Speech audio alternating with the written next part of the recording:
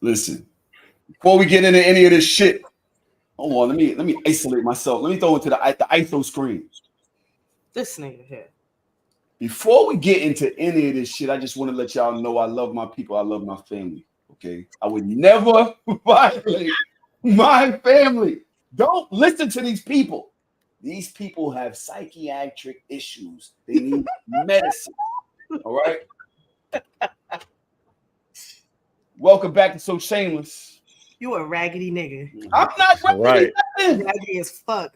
I'm not. Llama, you from the Bronx. Relax. I'm not from the Bronx. You can't. He's from Queens. Call nobody this is what we talk about when I say this nigga don't know his own friends. Right. You don't. I'm from Harlem. I'm from Harlem. That you're from. The but you know, it's just got I went to school in me Queens. worse. I'm from the Bronx. Ooh, I'm from Queens. Ooh, I'm from Harlem. I'm from Harlem. Before we get started today, hold on. Let me put my banners up. Where we at? Where's So Shameless at? God damn. Hell no. All right, it's here somewhere. In any case, how y'all feeling today? Good. Having a good day. We are here with the fabulous Miss Dodger Bell out in her deluxe apartment in the sky. Moving on up.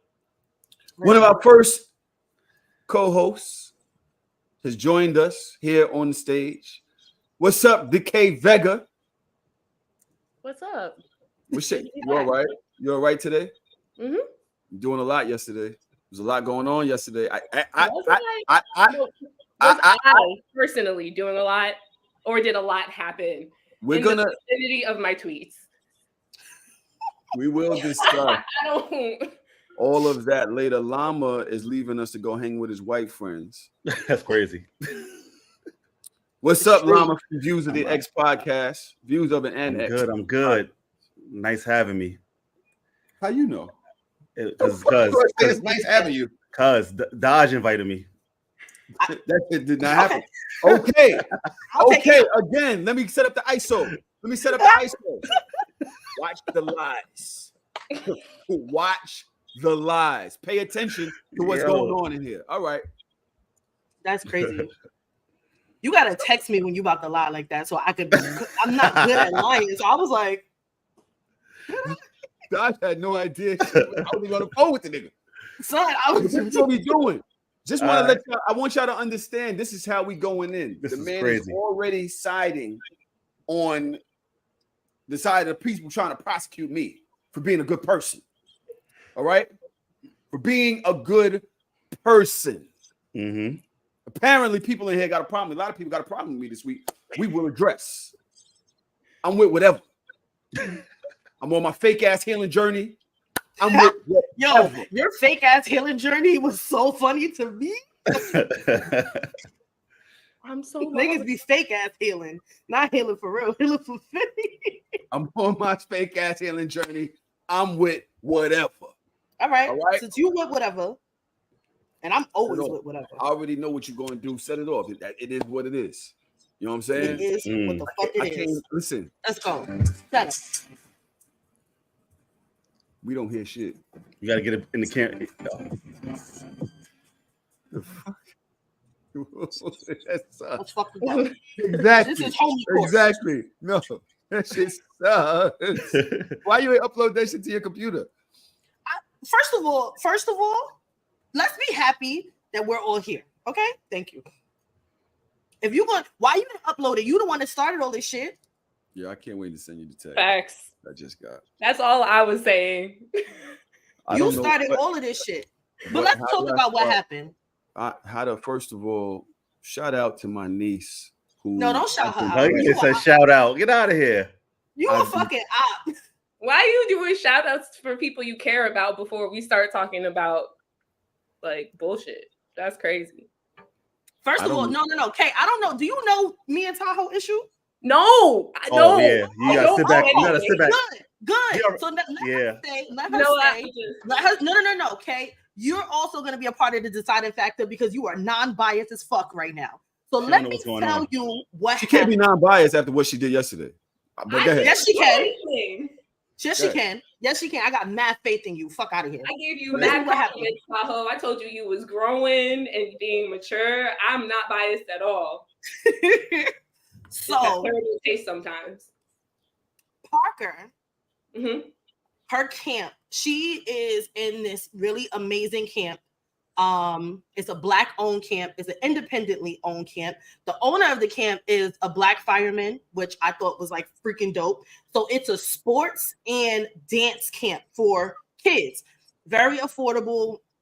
It's a lot of fluff going on, but besides the fact is she's also getting married to a fireman. Let's be clear. There's a lot of one-sided. They're from two different fire. They're from two different fire departments. It doesn't matter.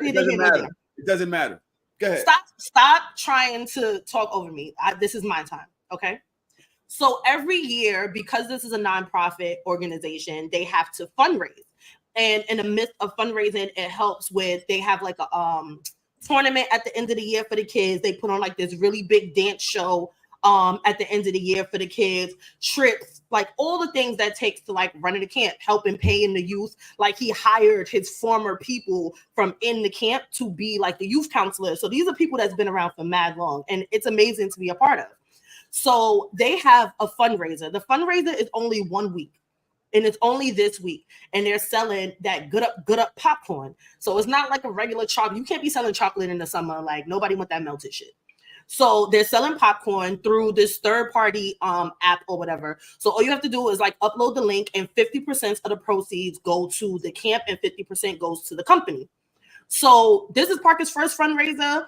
Y'all know me, I'm mad competitive. I'm a competitive person. I have competitive spirit, and I want my baby to be at the top. I want my baby to be number one. All of the people that we know combined from all of our influencer friends and all of that, I'm like, yo, this is not only a dope thing for Parker, but it's also a dope thing for the camp.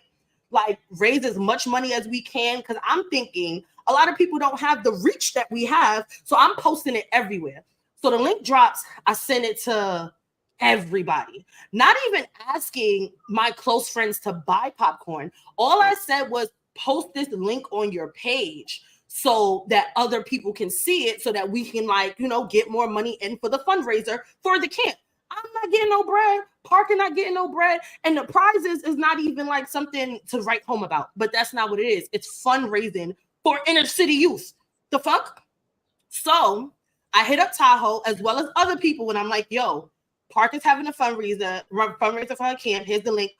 Post the link or whatever the case may be. Tahoe was like, you sure you want to do this? And I'm like, do what? Like, I don't understand. Like, do what? Like, it's not one. It is a competition. Obviously, there is a leaderboard. It's a big deal.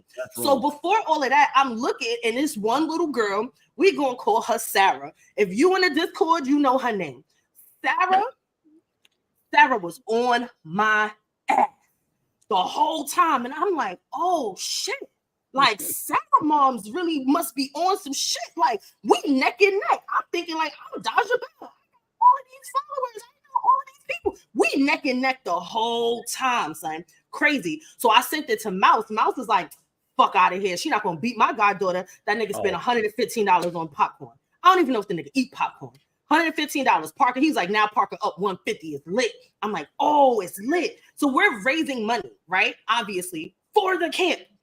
So now I'm having a conversation with Tahoe. Tahoe was like, no, I went into Discord first because had told them about the popcorn. We have a group in the Discord called FMC, Fat Man Coalition. All these niggas talk about is eating and snacks and sex. They don't talk about nothing else. They talk about good TV shows, snacks, sex, that's it. So I'm like, yo, where's FMC? Like, I need FMC to go cop some popcorn because I know, like, that's y'all shit. Like, y'all would do great on this popcorn game. Like, let's go. I'm like, yo, this little girl, Sarah, is whooping Parker ass. Like, y'all got to get y'all internet niece at the top of the board and get you some snacks. I'm not saying nothing crazy. I'm like, I don't understand what the problem is. Here comes Tahoe. We having a conversation on the phone. Tahoe's like, I don't think that I should post the link for Parker's popcorn because that's just not fair. What you want her to be up $1,000 over all of these other kids? How you think that's gonna make the other kids feel? I said, nigga, you don't know these kids. Fuck these kids. So what you saying to me is you hypothetically convince yourself that this is going to discourage other children from wanting to participate instead of riding for your niece? What these other kids got to do with it? The whole conversation was, you're making this about you. It's about you and your pride. I said, then you're not doing it to spite me, which is even worse. You think I'm making it about me, but it's about Parker. Her name is on it. It's about the freaking organization. I'm competitive by nature. It doesn't fucking matter. That was going to happen regardless. But how you going to sit here and start talking about these other kids? What about their feelings? It's parents like you that make it hard and da-da-da. It's only 4 days, so I'm not going to post it today because I don't want Parker to be up by so much and discourage other people. I'll do it later on in the week. I'm like, nigga, it's only 4 days. It's 4 days. Like, why not post it today, be up, and we got to worry about it no more? I'm not that type of person. I don't do promotion for real. I don't like to pander.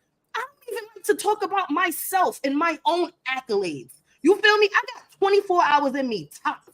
That's why I sent it to all of my popular friends. Diamond posted it. Mouth posted it. All the group chats bought it. Everything. Tahoe, the only nigga that gave me pushback. And I'm like, yo, you are up to the family. And then what happened? I woke up this morning. Parker was down like 800. 800. The two top girls, they at 1,700 each. And I'm like, so you didn't want Parker to be up by this much, but you wanted other niggas to be up by this much on your own niece? Nigga, you are an up to the family. You're fucking Judas. Like, this is not okay. And then you know what his little raggedy ass did? Right before we came on this podcast, this nigga was going to buy $69 worth of fucking popcorn because I knew that nigga was trying to pick it up like, but I supported. No, nigga. And I specifically told this nigga that I didn't need $1 from him because he already owed me $50. No, I don't. I don't owe you shit. But you don't now. Since this morning. Yes. So I said to him on the phone, I was like, yo, bro, like, you don't even have to buy the popcorn. Put it out there so you have more, your followers are a little bit more engaging than mine are. Just post it. I'm not even asking you to beg. Just, hey, support my niece. That's it. And you know what? He finally posted it. After the whole argument, after the internet told him that he was wrong, after mad people's in his DM saying post it. Now he want to post it, and then he gonna start the show talk about shout out to my niece. Now I'm wrong if I go to her and I tell her that her uncle is trying to like violate her. Nah, right? Dodge. It was a sympathy post at that. He just put the link with no special graphics. You just said no head pop up, no nothing. It was like link. That's not true. Go.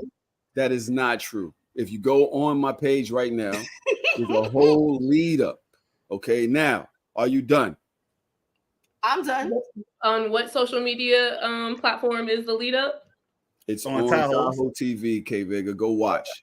You go watch. Mute yourself, go watch, and then join the convo, but try to listen to me as well. I'm listening. Mm-hmm. What's going on here is a lot deeper than what Dodge is saying. Oh, now it's deeper than that?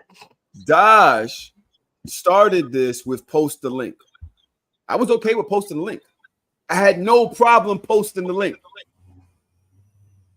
until I went on to the Discord and she said, oh, this girl's trying to beat me. When I got on the phone with her, I said, yo, is this about you or is this about Parker? She was like, it's about both of us. I'm not trying to let her mom beat me. That's a competitive spirit. So what? I'm like, these are little girls. The little girls. Parker had her by $100.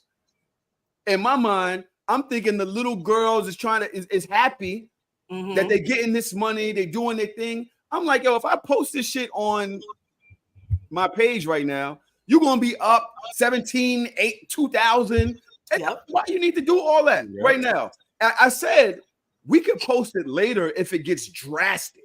But why do you need to smoke her right now? This girl start yelling me out, doing all of this extra shit.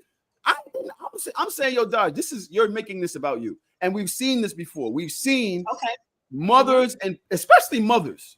Especially mothers. Not fathers, though. I'm not. Listen, I don't have that. No, I want you to watch your words, nigga, because I'm about to come for that ass. All I know is we've seen parents go overboard and making it all stressful and and taking all the fun out of this shit. You know what I'm saying? Yeah. So come on, friend. I will say this: them other little girls' parents is going crazy. They're going crazy. I say, Dodge, do you know these people? She's like, no, because I was like, I thought it was just about the kids. I didn't know that y'all was really gonna go crazy like this. I wake up this morning. I wake up at 4 a.m. I look, this girl that had $300 yesterday had $1,500 in the bank. She said $1,500 of popcorn. Nigga, one person donated like a stack to the girls that's on the top. One person donated $1,000. They're not playing fair. Who was talking about me? Wait, she had one person that sent $1,000. 1,000. So one person spent $1,000 on popcorn. No, but you can also put in a donation.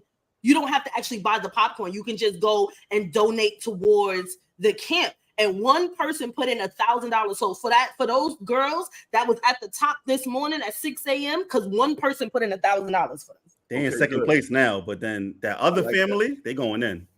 I like that.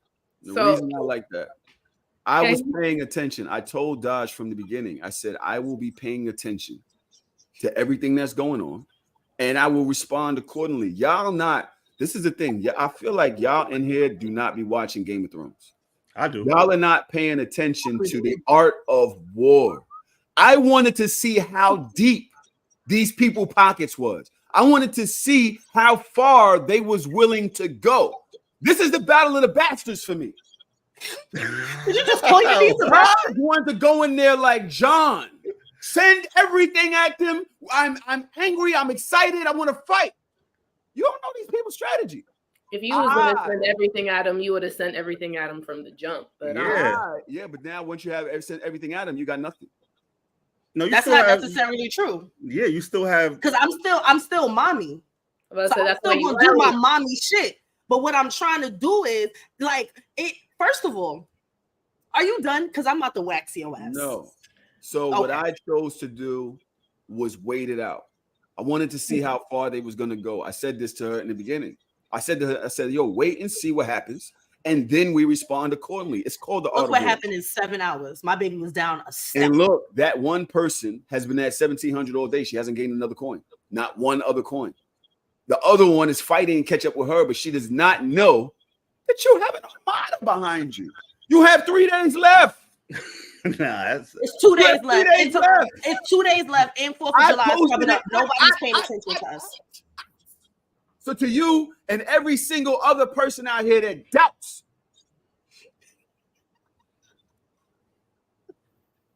me, I had to pay attention. There's a lot of noise. I want y'all to be able to hear me.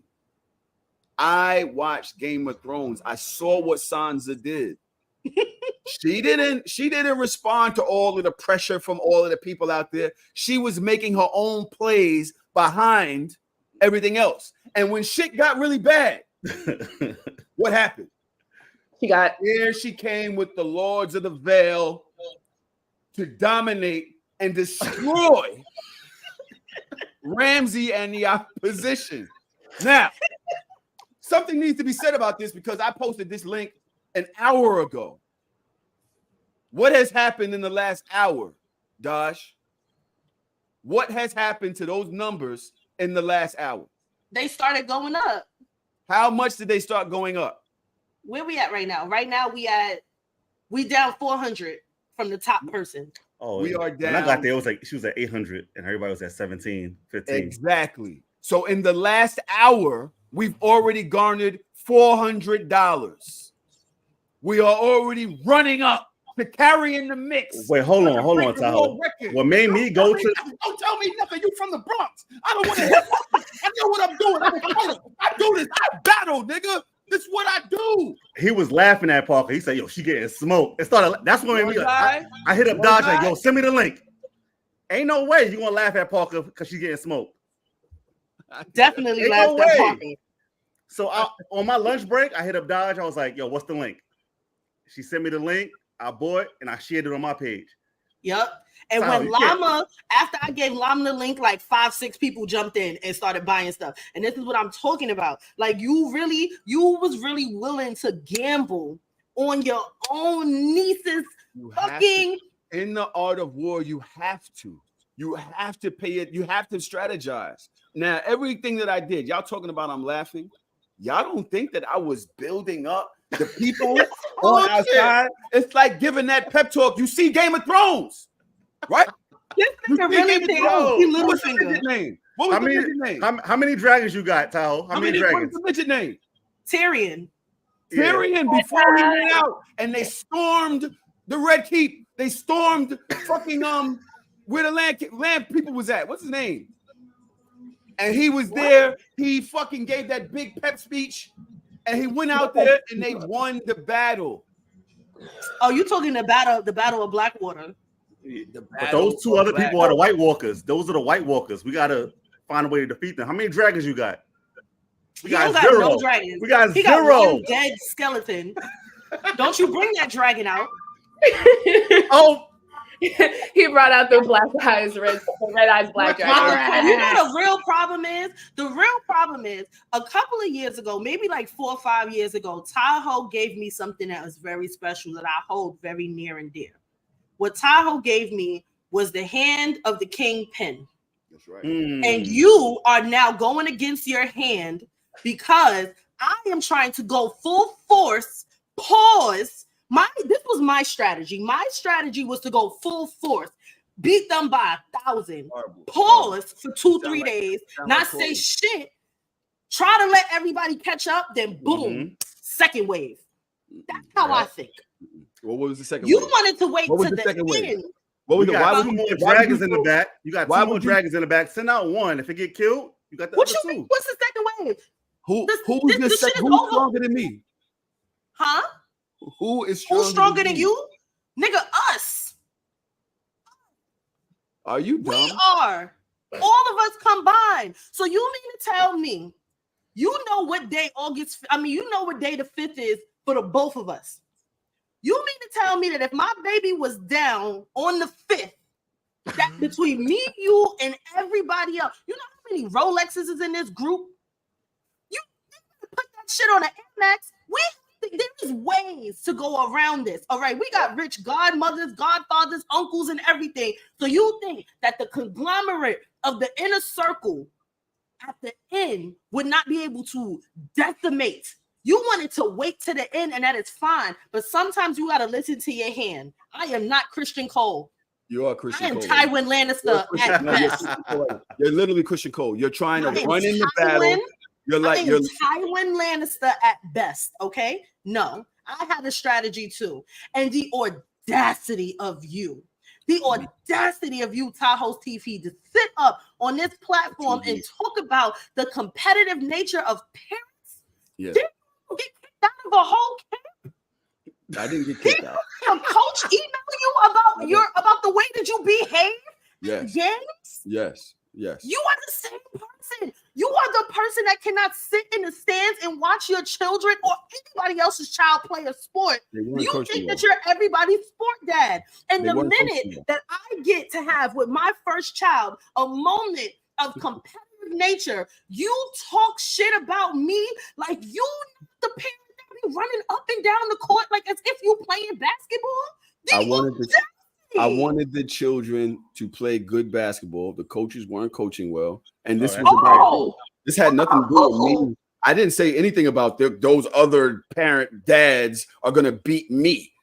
There was nothing to do with it. I just wanted to make sure that she was making sure that she was cutting through the middle, that she was making sure she was getting access to the ball. That's it. Nigga, when I was coaching basketball, you was coaching my team from the fucking stand, from the top stand. I love kids. And that's all kids. Oh, you love kids, but you don't love your own niece. Your kid wasn't there. You didn't have one. So guess what? I was posting other children. I was thinking about other children. Nothing to do with me. Children thinking about your niece right now? Literally had nothing to do with me, and that was my thing with this. Is that I wanted to make other children now thinking about your niece? When your niece was down $800 this morning, you thought them other parents was like, "Oh, what about the kids though? How are they gonna feel?" First of all of this shit go through an app. Parker's 5. She don't even got access to the app. She's not Girl Scout cookies. She's not going door to door. It's the parents versus the parent. And you're not going to embarrass me. That is sad. I want to say that this company that's out here raising thousands and thousands of dollars, because I know 2 other people that were in this exact same thing. They jumped into the DMs. They sent me their numbers. At the same time, they raised 10,000. Well, with the combination of all this money. So this company has you mothers competing with each other to raise thousands and thousands of dollars by using your children to get them money. This is a sad thing. He's trying to twist it. You see He's trying to twist it. 2 people. I can share the links. I can share the screenshots here. Nah, Kay been waiting. Go ahead, Kay. What you got to say?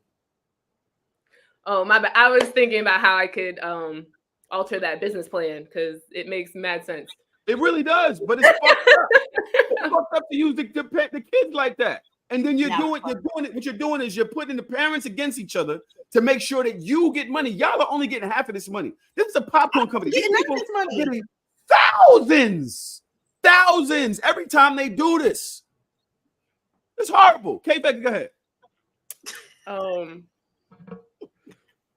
Where to start? Okay, so first off, I feel like there should be a little bit more background information, right? Because from the beginning of time, like literally the beginning of time, shout out to Troop Beverly Hills, whatever the fuck that old ass movie is.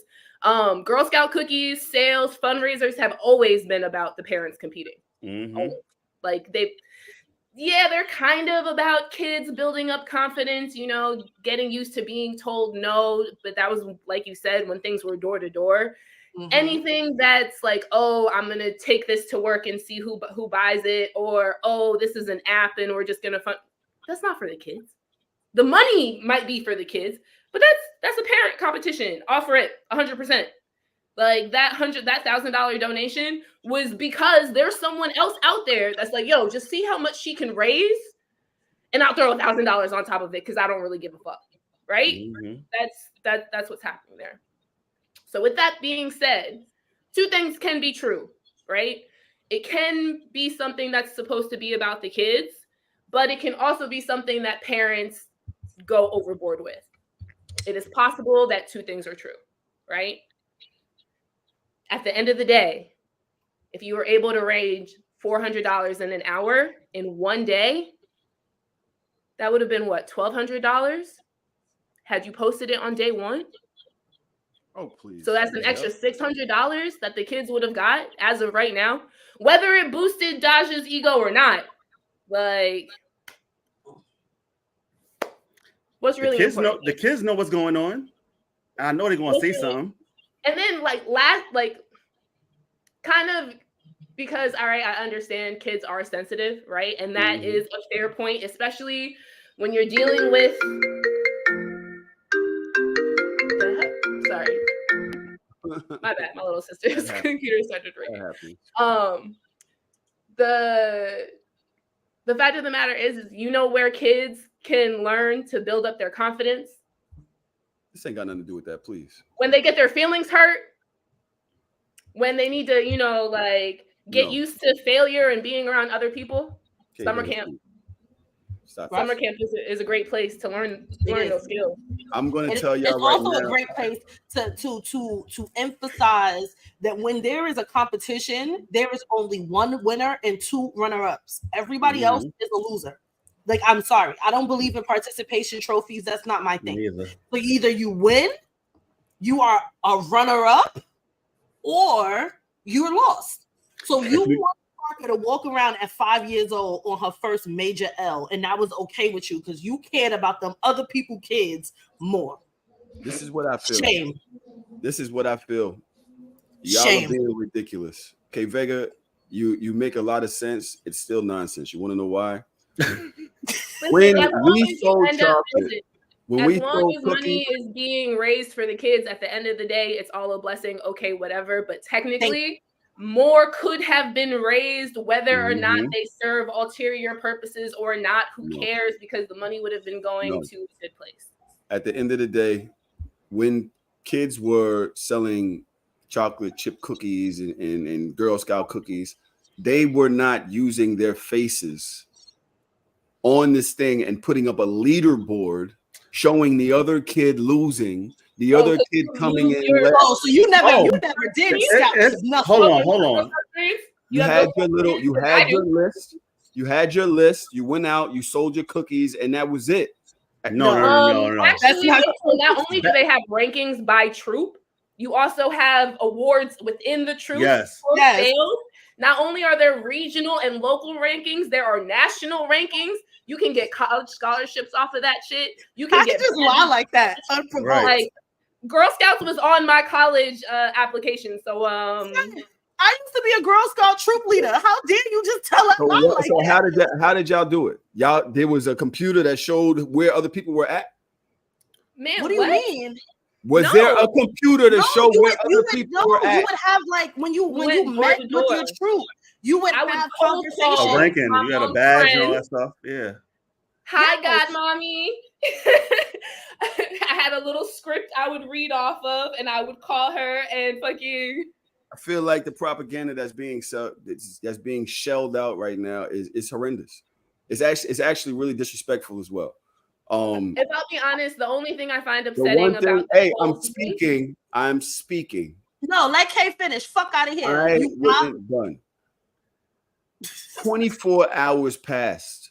There is still 2 hours 48. I think there is still 2 days and 14 hours. 60. Yeah, exactly. There's 62 hours left in this competition. For me to wait one day, build our armada, build our military force. And plan and strategize on how we were going to attack the situation was not plan and strategize by yourself, right? With my kid. Because as a Lannister, I have the board over here. Y'all are fighting from the north. You got people over there fighting in the Vale. I am over here as a Lannister. I'm paying attention, like you said. Tywin Lannister. He wasn't contacting Tywin Lannister. You just said that you was fucking Tyrion. You're Cersei. You're not. You said you was Sansa. You said you was a Stark from the north. Well, right now, Rob, I'm not going in as Rob right now. I'm going in. I'm paying attention to the board. As a matter of fact, I might be Rob, but I'm not going to let one of y'all females, like he did, push me to make the wrong motherfucking move in this war and get ourselves killed. I thought this was about my kid and my ego. How did it become about yours? Whose ego is it about now? Right. Yo, I feel like the world's against me. How did you just make this whole thing about you? And go forward, I actually feel like Rhaenyra. Very Virgo. I'm trying to stop what y'all are trying to do. I don't want to see the world in chaos. All right. So you wanted my baby to lose. All y'all want is war. No, I want the rightful heir on the throne. That's it. So the rightful heir is these other niggas that you don't know. Right. Look, that's how you decipher that. That's how you decipher. Heir didn't make it to the throne on Game of Thrones. I don't know. I'm just saying. You haven't been watching House of Dragons. All right, but that was a prequel. So, like I said, in Game of Thrones, the rightful heir didn't make it. Right. The prince that was promised did not touch that chair. They fucking exiled that nigga to the winter, to the north. He did not make it. I just want to say exactly. If my plan works, you all owe me an apology. If your plan no. If my plan works, you probably could have raised even more money. All of you people that are in this Discord, come here, Parker. Let me tell you what your uncle. To all of y'all. All right? Let me tell you what your uncle did. Because y'all, Dodge posted that link yesterday. And this let me tell you what your uncle did. Hey, baby girl. Once again. My uncle? No, wait up, Dodge. No, listen to this. No, listen to this, Dodge. Pay attention to this. My plan actually worked on your people. Because you posted that link yesterday. How many of them didn't donate anything until today after all of this stuff that I did? And they said, oh no, I'm donating now. I'm donating now. I'm donating now. So you're still making this about you because I did did like $900 by myself. That was me. No, I'm not talking about that. I'm talking about poor people. Your niece is talking to you. Say it again. Why did you try to sabotage me, Uncle Tom? That was no reason for you. You know I There wouldn't was do no that. reason for him to do that. Yeah. You told my niece that I tried to sabotage her? He did. Yeah. Parker, you're Sneaky boy. You never told me about that. Sneaky boy. Parker, you're gonna win this. Don't worry, everything's okay. This is Uncle Tahoe's gonna help you with your fundraiser, and he said that he was gonna match the highest person that donated. Yeah, It's only right. but listen Right. to your mom. So She's obviously lying to you. Squirtle donated $115. So Uncle Tahoe said he's gonna double that to make sure you win. Isn't that great? Yo, Tahoe. Yay, Yo, right? yo, uncle, Yay! yo, uncle, That's yo, gonna uncle, happen. Yo, Say that's amazing.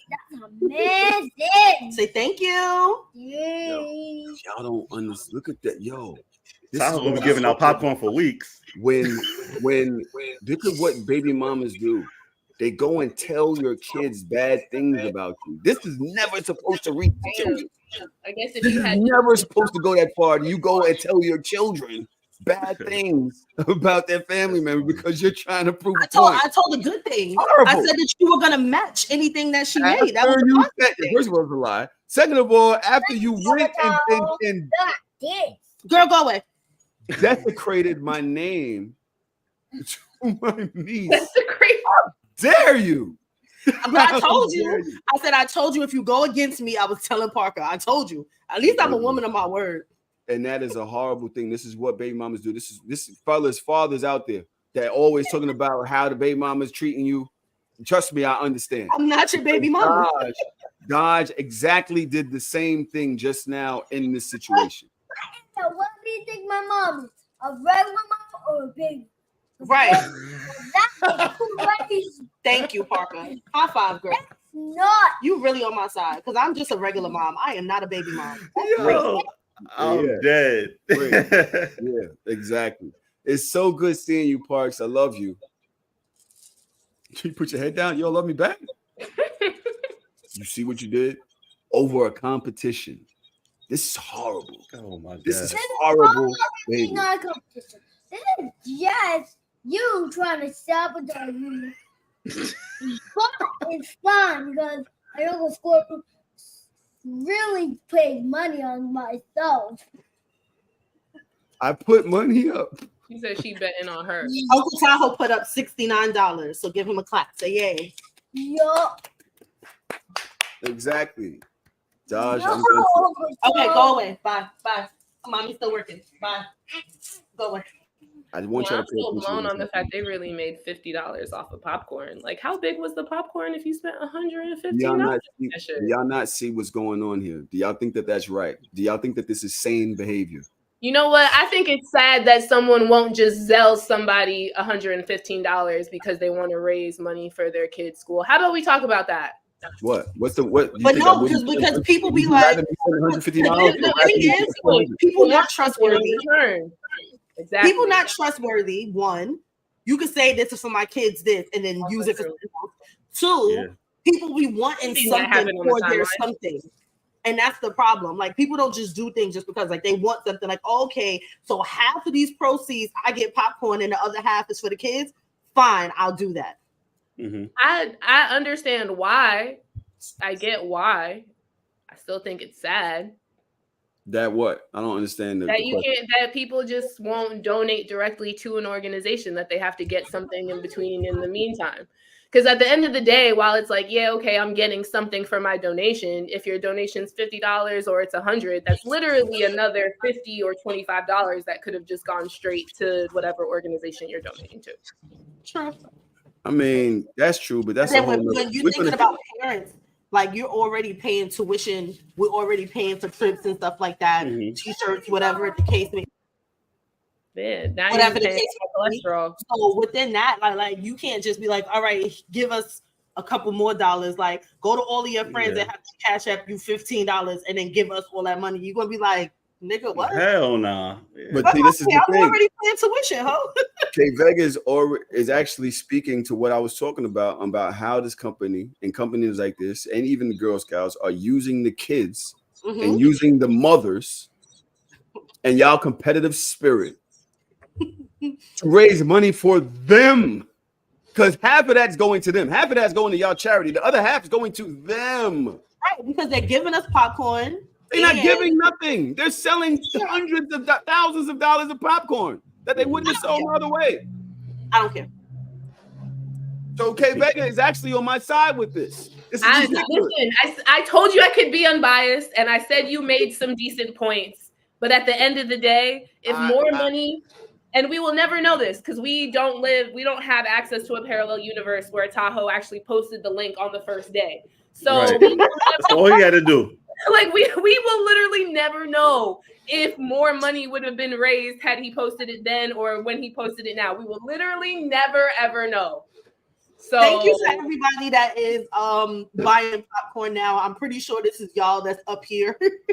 I'm Right. sure, they know y'all that's up there. That's people that's seeing this in my shout story. out to y'all. Yo. no, think about the people that's in the thing. fucking live right now. You egotistical bastard. It's not about you. Let me see. It's about these children. We're at 1,500. And that's why I did this. I wanted to make sure that I did this while we were in here. Because While and that's we were why recording, you're like, I was oh, he's thinking just about gonna you. post the link. No, I knew we was gonna be quoting for an hour and a half today. And I put my bet. I said, you know what? We'll probably take the lead while we're recording. But I waited long enough to see what the competition was doing. So basically, you use your goddaughter for content. Mm-hmm. I didn't And laughed at her too. It's way better than me telling her that her mother is the fuck sabotaging her I or mean, taking advantage of her for her ego. Huh? How about that? I mean, it sounds like Daj is doing her job, you know, as an educator. Sabotage. That's a 3-syllable word. Like, Marcus, how old? 5. Right. Yo, nobody in Llama, you're shaking your head. I just want to know nobody is in men's corner here. Nobody's in. They What? think this is Did okay. he not just say I was agreeing with him? Man, He don't like listen, it when I'm this not on is his side. Man. horrible behavior. That is crazy. Horrible behavior. Okay, you don't go tell kids that because you're trying to get your little shit off. Your ego's bruised because I wanted to wait to post the damn link. You should have said that in the story. If you would have said, yo, let me wait and see how it is. Nah, you made jokes. You made it for I content. told her yesterday that I was Oh, waiting. I seen the story today. You were gonna wait until the last 2-3 days. That's what you said. That's today's the third day. No, today, nigga, is 2 the days. day. What That's you 2 more talking days. about? You was talking about like Thursday, Friday. No, 3 days. Words mean things. 2-3 days. Whatever. Words mean things. All right. Wait, what does 2-3 days mean? Because you mean 2-3 days or 2 through 3? Like you said, words mean things, and that sentence is missing some. You know I invited you here. Well, I think not this homie court. Y'all, you wanna take me to homie court. Obviously, it's overwhelming that people are on your side. It's because I often feel this way. It's very frustrating being the smartest person in the room. How would you know? People often think you're crazy.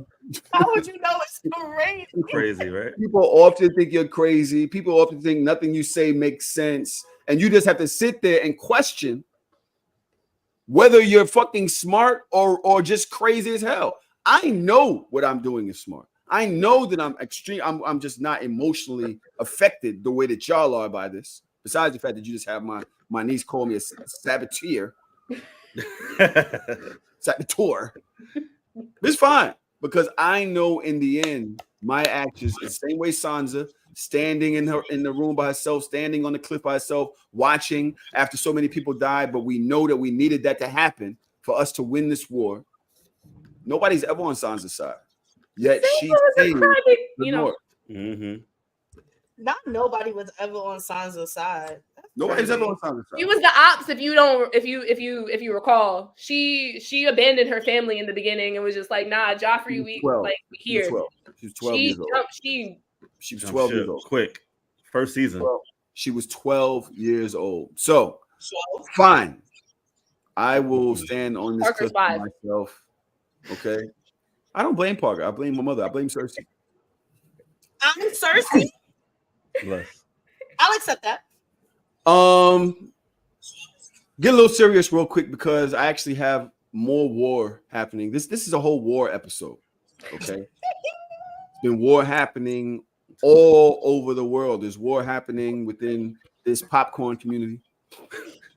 But on a serious note, the Supreme Court just ruled 6-3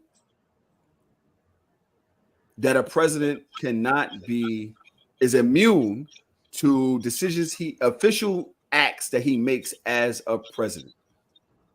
Anything else that he does away from that is still up for prosecution, but anything that he does in office as president, he's immune. It's crazy. When I saw that, I was like, well, I don't really understand why that's a question to that. Because I'm like, okay, as a president, if I send people to Saudi Arabia or to whatever to do something, why would you, after the fact, now want to try me for that? Like, I'm the president. I did what I thought was good for the country. Apparently, there are levels to that. Does anybody want to expound on that idea? There are definitely levels to that. You have your actions as commander in chief, right? Which is like the head of the armed forces. If I'm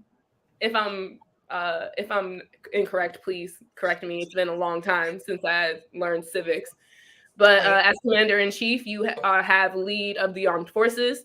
So you are technically supposed to ask Congress if you want to go to war, but you move those chess pieces as you want to, right? In defense of the country or an ally, that's cool. If it's like a personal vendetta, then, you know, you're a dictator. You're Fidel Castro with a private military. Like, that's not okay. As a president, you are like can't commit crimes like personally, right? But like for your own personal gain.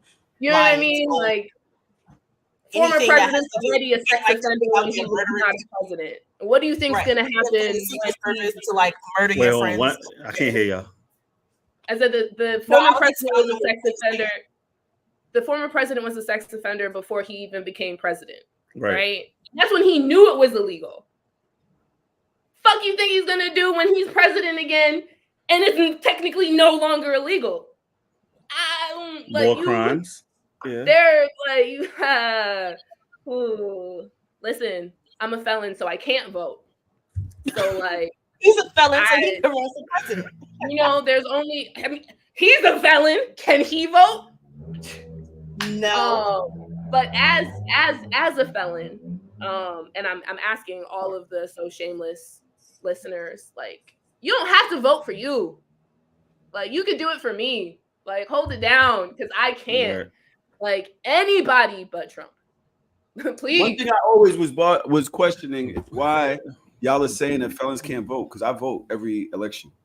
Yeah, because and how long ago did you get out of papers? Yeah, off papers. 20 years. Of course. Yeah. That's why. Why? When does it stop? When is it? After what? 7? It's like 7 or 8. Yeah. So, and it's post supervision. So like, if you are locked up and then you have probation, if you have anything where you have to check in, get drug tested, etc., it's once that stops, then the clock to expunge your record starts. So I have a couple of years in, not this election, the next election, if we have another election, because Lord knows if people decide to vote in a Cheeto, we might not ever have another election ever again. Now, do you guys agree with K Vega?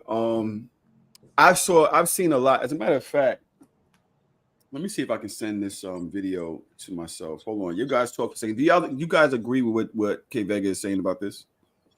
Yeah, largely. Mostly, yeah. I think that the other piece of it is like presidents are not supposed to commit crimes on their behalf or on behalf of other people. So with that being said, like their self-interest should be the self-interest of the American people. Like what you're basically saying is as a president, I can kind of just do whatever I want.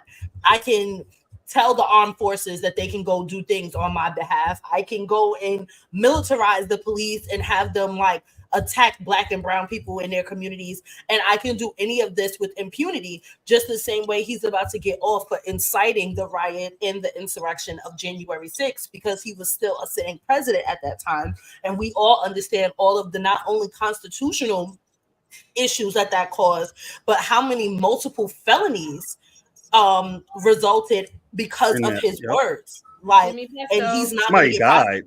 Giuliani got disbarred. Like there are hundreds of people that are in jail, hundreds of people that have to pay fines for felonies, and he's like, well, I was president and I'd get away scot-free. Not to mention that you basically started an insurrection and you ain't even show up for your people. So I'm just trying to figure out like when they're gonna wake up. Like this man sent y'all over there to act a Tom ass fool in Washington, D.C. and never went over there. He said that he was gonna march over there with y'all. He knew he didn't have to go. Y'all was going to do it. So now you all are paying for these crimes that your president committed and basically coerced you to commit. And he's going to face no type of repercussions for that. I want to post this little video where somebody actually kind of broke down what's going on with the Supreme Court decision. Let's see if it pops up. Let's see. We're fucking fucked. The president of the United States is now a dictator. The Supreme Court of the United States has just ruled that any president doing official acts as president is immune from the law. This was a 6-3 decision. All 6 Republican justices voted for presidents to have immunity. Liberal justice who dissented, Sonia Sotomayor, wrote, in every use of official power, the president is now a king above the law. Orders the Navy SEAL Team 6 to assassinate a political rival, immune. Organizes a military coup to hold on to power, immune. Takes a bribe in exchange for a pardon, immune, immune, immune, immune. Let the president violate the law. Let him exploit his office for personal gain. Let him use his official power for evil ends. Because if he knew that he may one day face liability for breaking the law, he may not be as bold and fearless as we would like him to be. That is the majority's message today.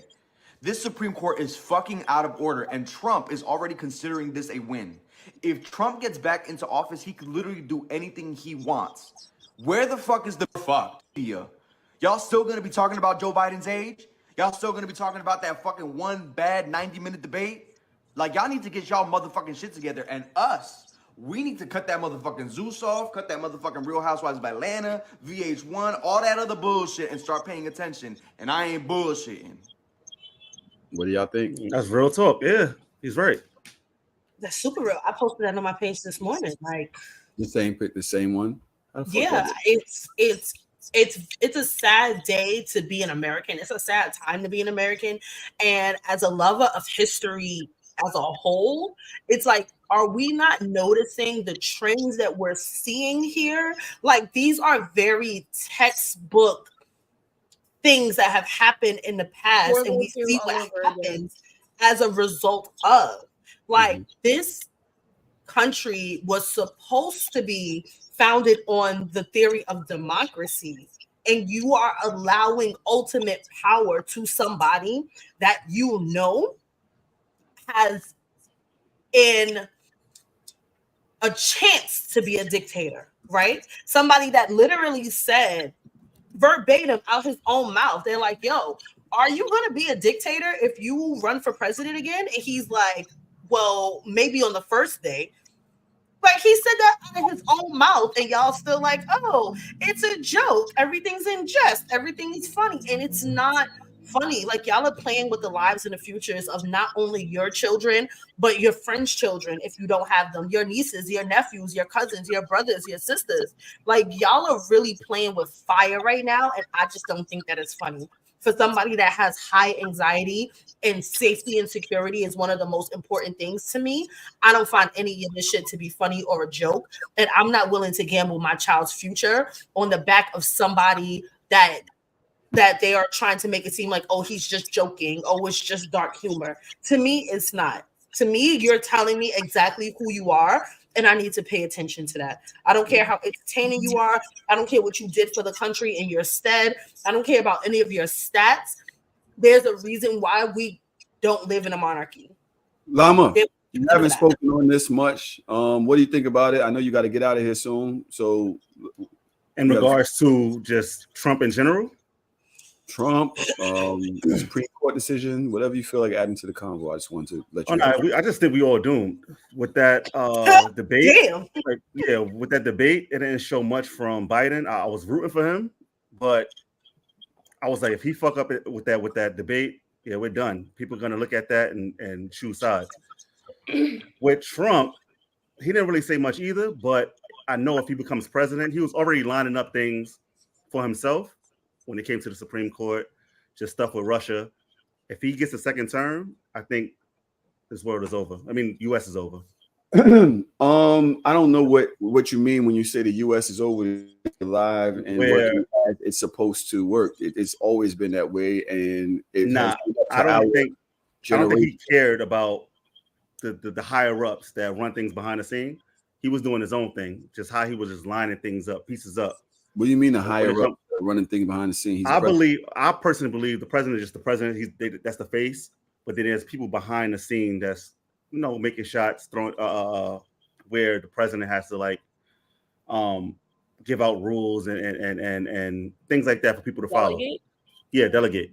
The president's job is to delegate. That's the problem. I don't think I don't think the president is making the calls. There's things behind the scene. I personally believe. But with Trump in office, I don't think he cares about anything. He's just running the show on his own. When I look at the president and we look at Joe Biden, I'm also disappointed that the Democratic Party did not see this coming. I often wonder why Kamala wasn't the person that they wanted to go towards. I don't think that there's a world where the vice president gets a nomination over the president that's in office. But I do believe that stepping aside would have been the right move for Biden, me personally. Only thing is that the world said to me, they're not voting for a black woman to be president. That was never going to happen. That's too much of a gamble. They didn't vote for that white woman that had a track record that we all can note because we watched her rise in politics. And they still did not. She still did not become president. Elizabeth Warren deserves better. Yes, I don't think that Biden stepping aside would have made a big difference. Per se, I think that I do. This is a war. This is a war of the competent versus the incompetent, right? And even though we understand that Joe Biden is old and we understand that he might not be as quick-witted as he used to be, and he is not our number one choice, we need to now look to his cabinet. We need to now look at the other people that are running under the Democrat ticket, because those are the ones that are going to affect the change and the power that we need day to day in our communities. We need to make sure that the Republicans do not take over the House and the Senate. And these are the most important things. Like, the president makes a lot of important decisions, but your own senators and your own governors make more important decisions for you. And to agree with Llama, I do believe that we understand that presidents are more of a face. Their cabinet, their constituents, and other people behind them are the ones that are really running the show. But I do honestly believe for Donald Trump, he does not listen to or adhere to his own advisors. And we know that from his last presidency, and they have said that before. Like, he does not listen to his advisors. He listens to himself. He runs this country. He is going to continue to run this country as a dictator, as somebody that is using and doing things from his own point of view, his own standpoint, and not listening to other well-seasoned politicians because it's, don't believe the politicians and don't believe the media and don't believe this. He's like single-handedly trying to rip away the agencies that are the backbone of this country. He's trying to get rid of and eliminate checks and balances. He already stacked the Supreme Court, and he has, if he becomes president, he will have an opportunity to add even more people to the Supreme Court. He does not give a shit. And if you've never watched the documentary Get Me Roger Stone, it's an amazing documentary about how Trump rose to where he rose to, because it's not him by himself. He doesn't have the intellect to get there by himself. It is the people behind him that have been doing this for years and years and years and years that are giving him the words and the platform to be able to tap into the darkest parts of this country and ignite those people to. He has his own personal army. And he doesn't use big words. He's not a person that has to fully articulate himself. He uses like these very low level, this is dumb, this is stupid, everything's fantastic, it's amazing, it's large. Like, he uses these words because he knows he's tapping into the minds of people that are not as articulate as we are. So he talks down to stupid people because he understands that stupid people are going to side with him because they think he really said some shit. Drea here in the comment. I'm sorry. Go ahead, Dodge. No, I'm done. Drea here says Joe Biden is our only way of getting a female in office, a black female at that, because he's not going to make it another 4 years. I personally think that that's a bad strategy to go on. It's like, oh, well, maybe he'll die. I'm just like, yo, come on, bro. I personally think that the Democratic Party should have known Trump, should have seen the power of Trump before, should have had some office meetings like, look, we need somebody strong enough to make sure that he doesn't, excel. They had to know that even if they convicted him, he was still going to be able to run. They banked on him being convicted. They banked on all of these court cases. They banked on all of that. And I'm like, well, if y'all banked on that, did y'all not know that he was still going to be able to run at the end of the day? Like, why? Because I didn't know that. There's a reason why there were no laws that set the precedent of having somebody run for president that was convicted of any crime, that was a convicted felon, that was a convicted anything. Because the theory is the founding fathers, you have to understand like how this country started. Everybody was not allowed to vote. Educated white men were allowed to vote at first because they thought, and you're thinking about a country that was built off of certain morals and values, religious practices, Christianity, Catholicism, and all of that. If you have a certain amount of morals and values, you would not align yourself with a criminal. So it was never there because this has never happened before. There were no laws restricting somebody that is a convicted felon from running for president because they never even could fathom that people would want somebody of that moral caliber to be a president. So anybody can run for whatever, but you wasn't finna win because you are not of good high moral standing. The founding fathers, with all of their flaws, did not and were not able to think about where we would be in 2025. And you can even go back to the 80s. Think about where a lot of people's thought processes was in the 80s and the 70s. They would not be able to dream or fathom that we would be where we are right now in 2024. Exactly. So this is an unprecedented type of a moment. And there are no rules against it. But I bet you there will be some if Trump was not president. So I just heard that comment. My fault. Oh, go ahead. Want to speak? I think it's important to acknowledge, like, the Democrats didn't fuck up this year. The Democrats have been fucking up for the last 16 years. Y'all haven't found anybody? Nobody with like high moral fiber, moral character, a good person, and like, not a criminal in 16 years with some charisma. You're telling me that you really were not able to figure out that post a re-elected Obama, we were gonna snap all the way back? Like, you're really gonna tell me you couldn't see that coming? So there weren't any up and coming Democratic, upstarts that you could put on committees, put on the cabinet, get some actual backing behind. No, because they over the last 15 years, and now it's like always, Kay. Yeah. Let me say something. There is a hierarchy. Let me You speak. have to get to that point. You don't get to just jump up fucking up when you're 50 is one thing. Fucking up when you're 66 is another thing, right? And that's what we're doing. Like, as much as you can say, like, oh, Biden should step down. First of all, it's way too late for that. He's very prideful too. Talk about stepping down. Then Ruth Bader Ginsburg should have fucking stepped down. Like, you should have fucking stepped down. Why? Speak on Ruth Bader Ginsburg. Who is that? RBG. RBG was activist, a woman's. She was a feminist. She was an activist in her own right. She was a judge. She was a Supreme Court judge. She was up for retirement, I believe, when Obama was in office, and she did not leave. She decided to stay, and then she died. Mm-hmm. And because she died, knew what's going to happen because she had been around for a long time. Right, because she died, that gave Trump. And she died when Trump was in office, not when Biden was in office. So Trump was able to pick another Republican for the Supreme Court. Mm-hmm. So then when another person left the Supreme Court, now it's 6 versus 3 when it was 5 and 4 before? Yeah, it was more balanced. It was 5 and 4 the other way.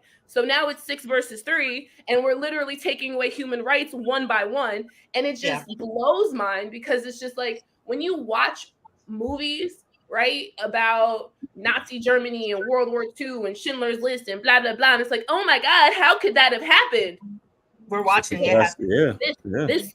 This right here is how it happened. Yeah. At the end of World War I, Germany had lost. Germany was beaten, abused. They were broke as hell. They had been blamed for the First World War. So what happened?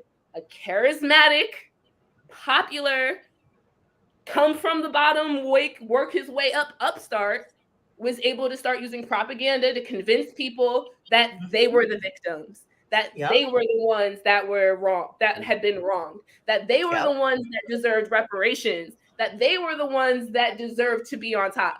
So you get a group of disgruntled, unhappy, hurt, like not working people, and then you give them a scapegoat. What? I want to ask a question here. Is this Black people's fight? How? Well, how? How is it not? Because when you're talking about the policing of people, we're talking about a dictatorship. We're also talking about the fact that this country is living and breeding off of white supremacy and Catholic Christian ideologies that we are not really upholding to, right? So who are the first people that's going to go back to jail? Who are the first people that are going to be penalized for everything, every little thing? Who don't have the money to bail themselves out of prison? Who doesn't have the money to have a good lawyer? Who are the people that we say constantly in this country is the median for average Black household like $50,000 a year? Yeah. It's us and the gays. I'm sorry. LGBTQIA plus and the Negroes and the Latinos. We gonna get it first. Because white people, especially the white trash, the underbelly of America, they still feel like they have one thing over us, and that's whiteness. And they outnumber us, though.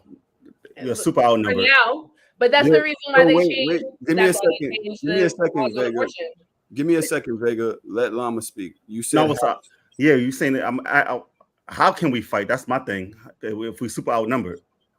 That's my problem here with this whole thing, right? Even when Obama was elected into office, they said 63% of white people voted for him. In this situation, it doesn't look as if even if all of Black people voted for Biden, that it would change anything, especially in the fact that we are concentrated in certain states that are already blue. Yeah. It's like, this is something that is up for white folk to decide. And my problem with this and my question is,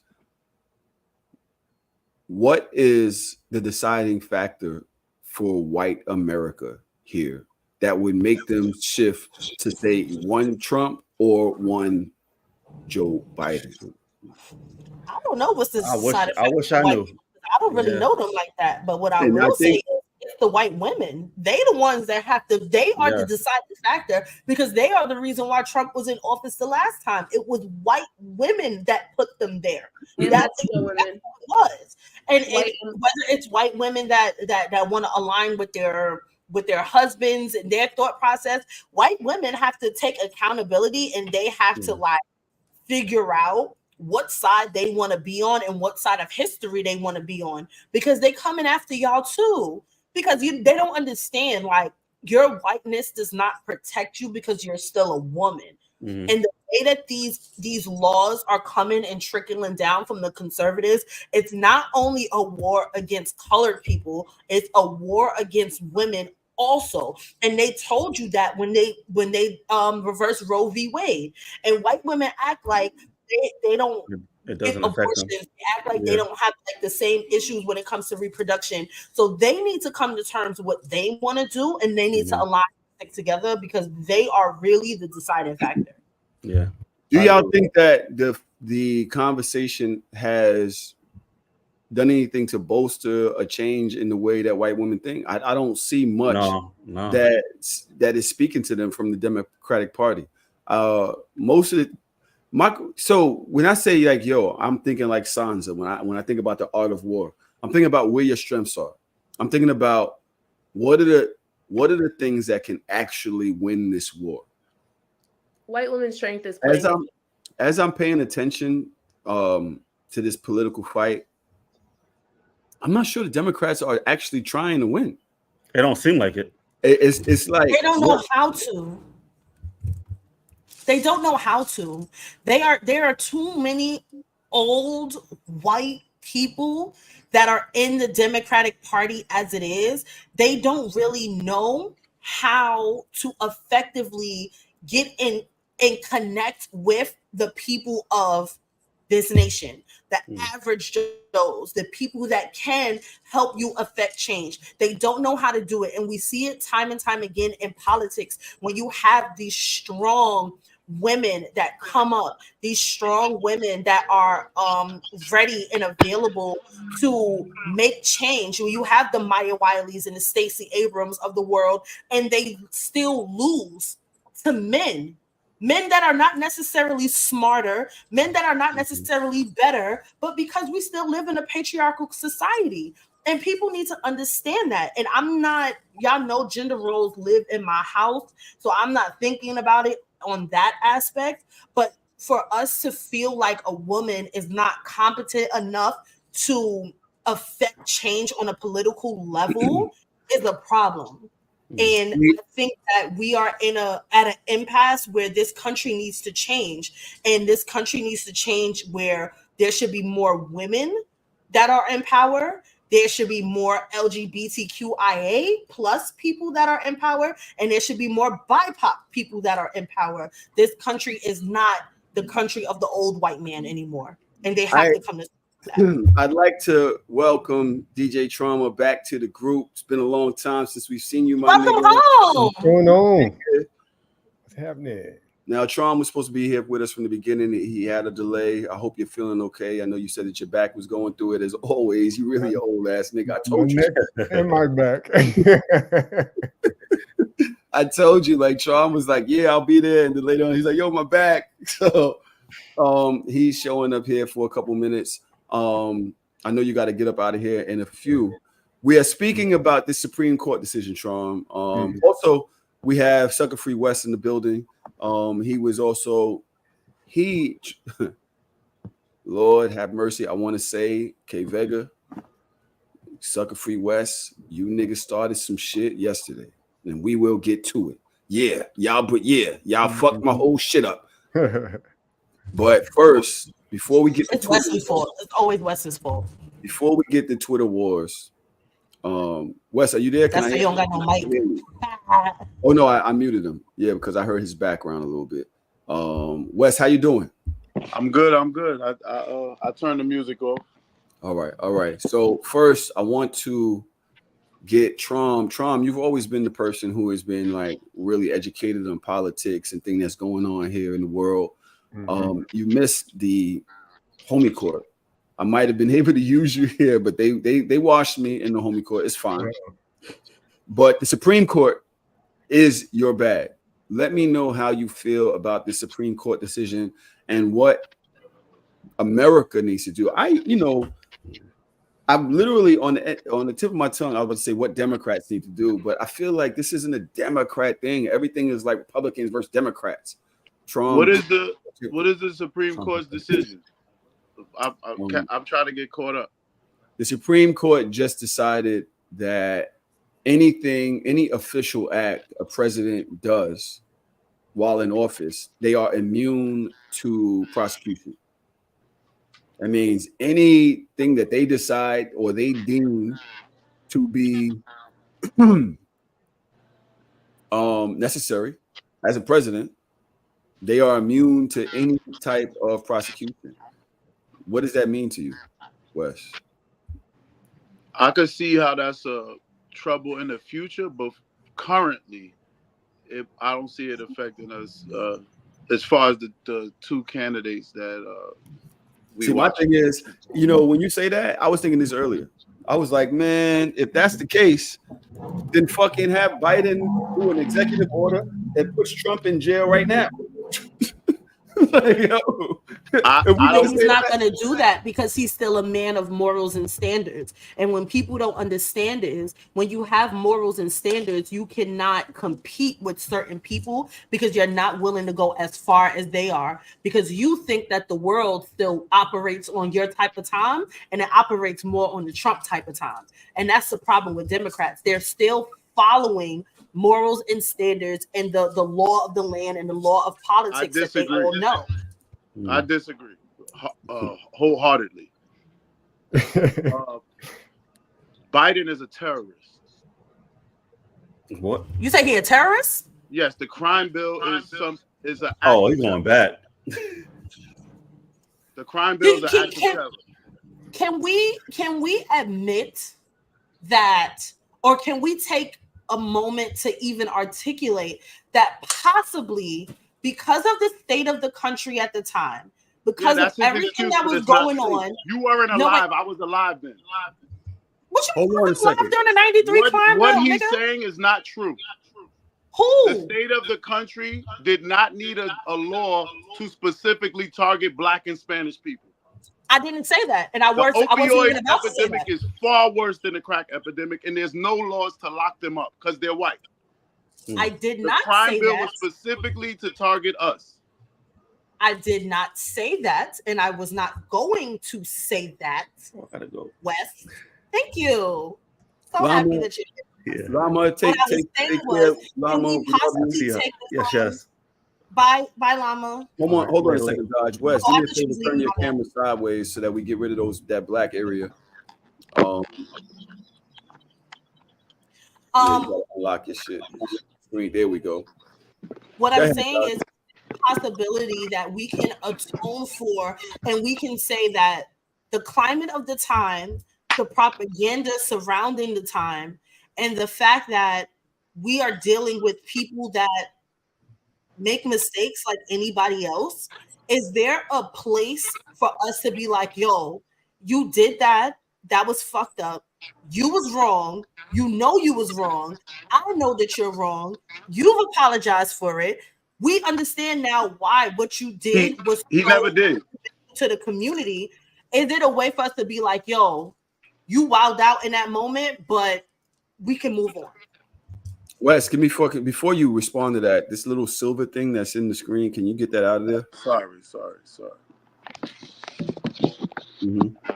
Now, Wes, you wanted to say something about what Dodge is saying. What is it? Yeah, he didn't apologize. He actually stood 10 toes on it, and he made excuses about it. Wes, that's actually what I'm upset about. I'm not upset about the initial crime bill, but to try to make it an excuse for it of what it did and how damaging it was, that's why I don't agree with anything he does. I don't even think he's competent. Wes, do you need some IT support over there? My bad. Your forehead is cut off. Oh, sorry. All right, look, I'm gonna say this, and it's gonna be something that y'all might not agree with. I was also there, Wes, at the time, and I'm gonna say this as a drug dealer, the nigga that was out in the street 12 years after the crime bill. I remember 1988. I remember 1989. I remember walking down Troop Avenue, and there was a car, a Jeep, or a truck of some sort that was blown apart by a grenade. I remember the shootings every night. I remember being told not to stand by your window because the gunshots would go through your window. I remember the lines in New York City, right? We have squares that they make the sidewalk by. And so basically it's a cement square and there's a line, and you know, there's an old thing where if you step on the crack, you break your mother's back. Right. In those cracks were crack valves. Thank you. You could skate up the block on the crack valves. They were everywhere. It was everywhere. The destruction that crack was doing to our communities was something that we hadn't. Is that your fucking? It's his speaker reverberating off of whatever he has his phone resting on. I wish they. That's me. Are you on the phone? Yes. So yeah, I know what I'll do. Wes, when you're not talking, I'm just gonna mute you. So, I can't make excuses for what the government felt to do because the government actually pushed that crack into our communities. The government made it where we were meant to destroy each other. The government then did the whole Say No to Crack campaign, which was also part of the whole plan. Like it was all something to further their own agenda, like everything, right? But I can't say that a person in office at that time had if the communities, and Wes, I saw you arguing a little bit yesterday about this before I kind of tuned out and just started tweeting about nonsense before you and the K Vega started getting into it. Not Mega Vega, I heard it. Yeah, Mega Vega. I started getting into it. That the communities, the Black communities, were calling for help from the government. Mm-hmm.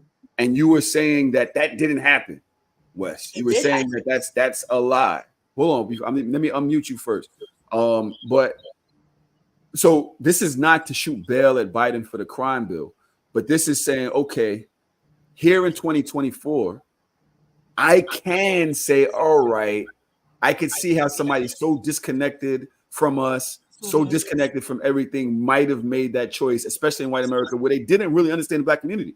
Hip hop and all of this stuff that's happened with us, and even say just everything that's happened that's made Black people's voices louder has given us more input into the conversation, whereas before we didn't have that input. We literally, things were just happening to us. Wes, what do you have to say about that? Go ahead, I'm gonna unmute you now.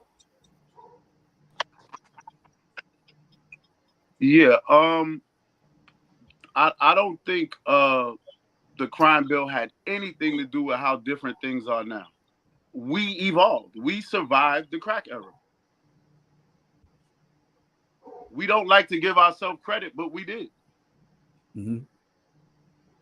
How did you survive the crack era? When the crack era hit and I was aware, crackheads were adults. So people around my age, Tahoe age, Trom age, we could see the results.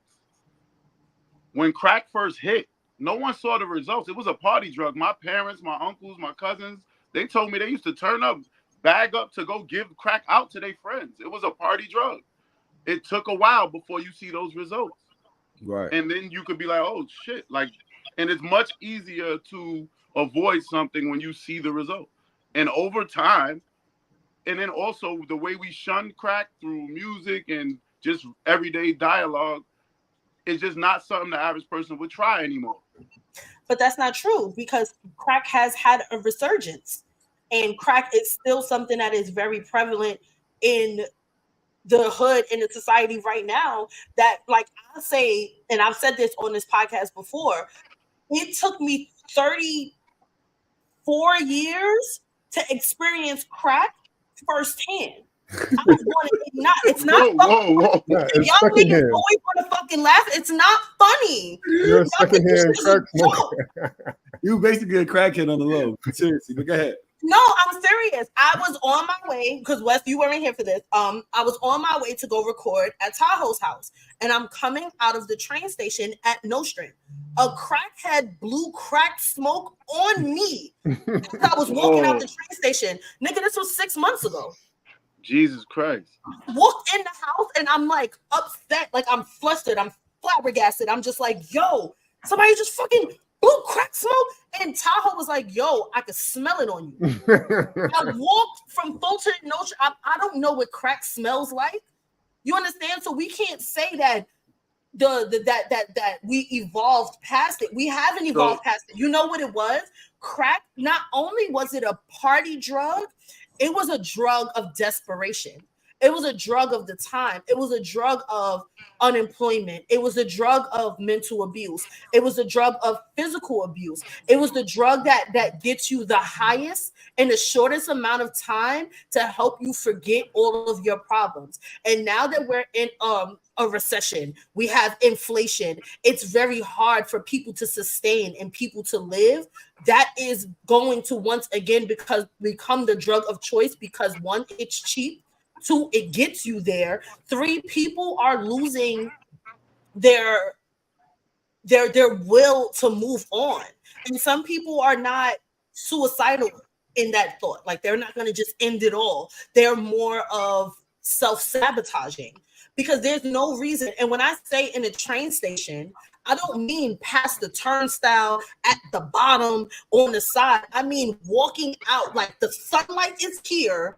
I'm walking that part of the train station before the turnstile, like lit that shit up, sitting on the steps and blew it. And I'm like, you also can't take your very rare situation and blanket society. Niggas have been smoking crack at a high level in New York in the last 7 years. I want to say one thing. Hold on a second, Wes. Give me a second. I'm sorry. DJ Trauma has been here. DJ Trauma has been here for a while and has not spoken again. I really value his opinion on these things, and I like his input. He hasn't been here for a couple weeks. Traum, what do you got? Thanks, man. Pardon when I dropped out earlier. I'm too old to know how to work the internet. So my thoughts on the Joe Biden, the Supreme Court stuff. I mean, the Supreme Court decisions to give the president's immunity, I'm not surprised. Nobody should be surprised. That's why the presidential ticket is so important, is because whether you think their policies are going to affect you or not is one thing, but everybody's going to be affected by who sits on the Supreme Court. And Trump nominated 3 very conservative judges on the Supreme Court, and now it's a 6-3 Republican majority. That being said, that's what makes this election super important. Because, you know, a lot of times, honestly, whether Biden is president or Trump is president, it ain't really going to affect my life too much. You know what I mean? We talk about this often, like the local politicians probably affect your life more directly than anything, with the exception of like taxes. So that being said, you know, that's how I feel about the Supreme Court. It is what it is, as far as I'm concerned. That shit like that is going to happen. Roe v. Wade being overturned is what's going to happen. And Tahoe, we spoke about this other day. We both like solution-oriented people. So my thing is, all right, what's next? Where do we go from here? Who do we elect? Do we want Biden? I don't know if y'all discussed this already about, is there another Democrat other than Biden that we could put up there? When I jumped in, I heard Dodge talking about us overlooking female candidates. And that's the discussion that I'm interested in. I think Democrats should be looking at a replacement, but it's complicated because at the end of the day, you want somebody that will win against Trump. I honestly don't think that Biden is that bad. A few months ago when we spoke about politics, I mentioned that I probably was not going to vote for Biden, and I didn't vote for him for the primaries. But that's because of his stance on Gaza, Yeah. right? No sitting president is really going to be an ally to the Palestinians because Israel is just the United States ally. It is what it is. Obama was on board with that. Trump is on board with that. So will Biden. The one thing about Biden is I feel like at least he's changed his tune somewhat, at least publicly, trying to save face where that's concerned. I don't know if that means I'm going to vote for him, but I do know that it's a very serious election at hand, and I don't want Trump. I don't want Trump to get in office. So, that being said, my focus moving forward is there another candidate other than Biden that can beat Trump? Now, Wes, I know that you have something that you want to say, Trom. I'm not sure if you were finished, but there is a question here. Trom, where do you stand on the crack topic? Where do you stand on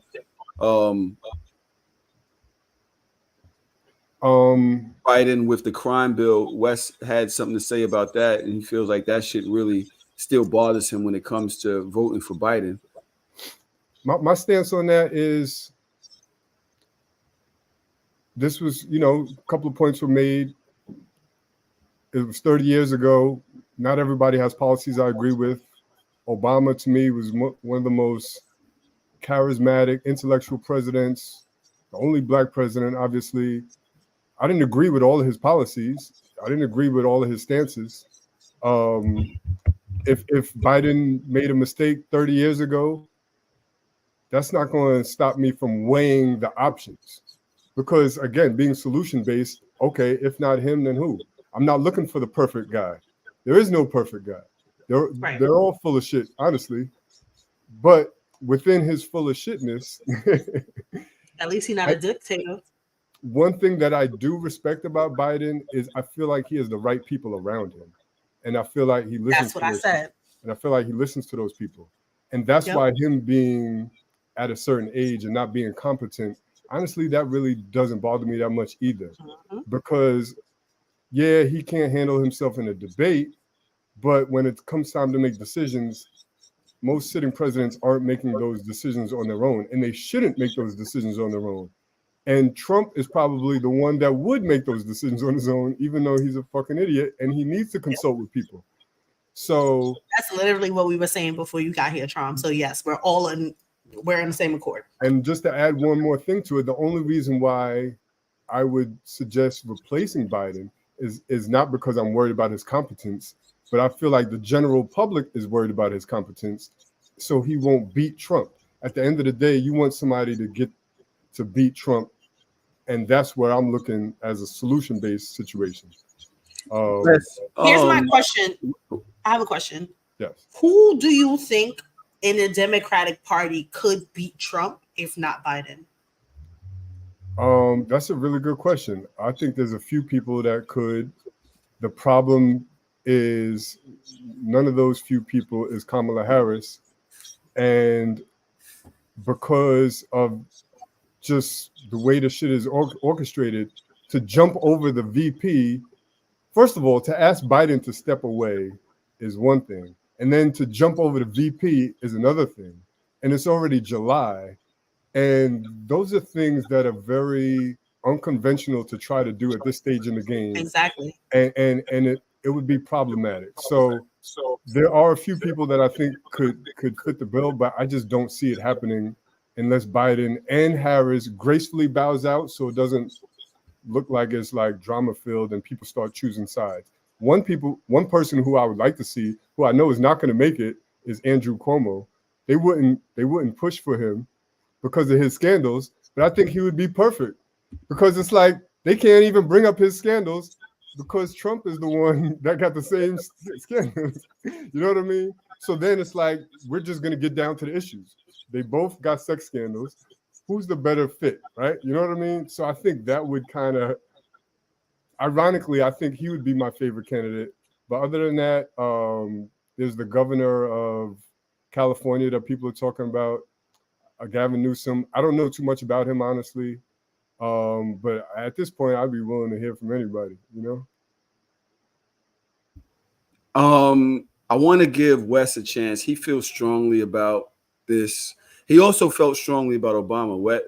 One of the, we'll talk about how I feel about Wes's opinions and the way he tweets and the way he posts soon. But I remember feeling a way years ago about how Wes spoke about Obama. Obama inspired me. I was very proud of him and his presidency. Of course, there's always going to be decisions that a president of the United States that represents way more than black people, way more than me, that is in bed with, say, Israel, or people who really are just extremely one-sided, selfish, and a host of other things that I choose not to say just because I'm gonna be political with this. Wes was very opinionated about how he felt about Obama. I didn't really appreciate that. I told him that a few times. Wes, you're gonna have to unmute yourself because I think you muted yourself. But okay. Let me know how you feel about what Traum is saying, and No, I agree pretty much with what he's saying. Like we're if you are planning on voting, you got to pick the lesser of two evils, I guess. My question for everybody before I speak on Obama is, what proof do we have that the Democratic Party is for black people?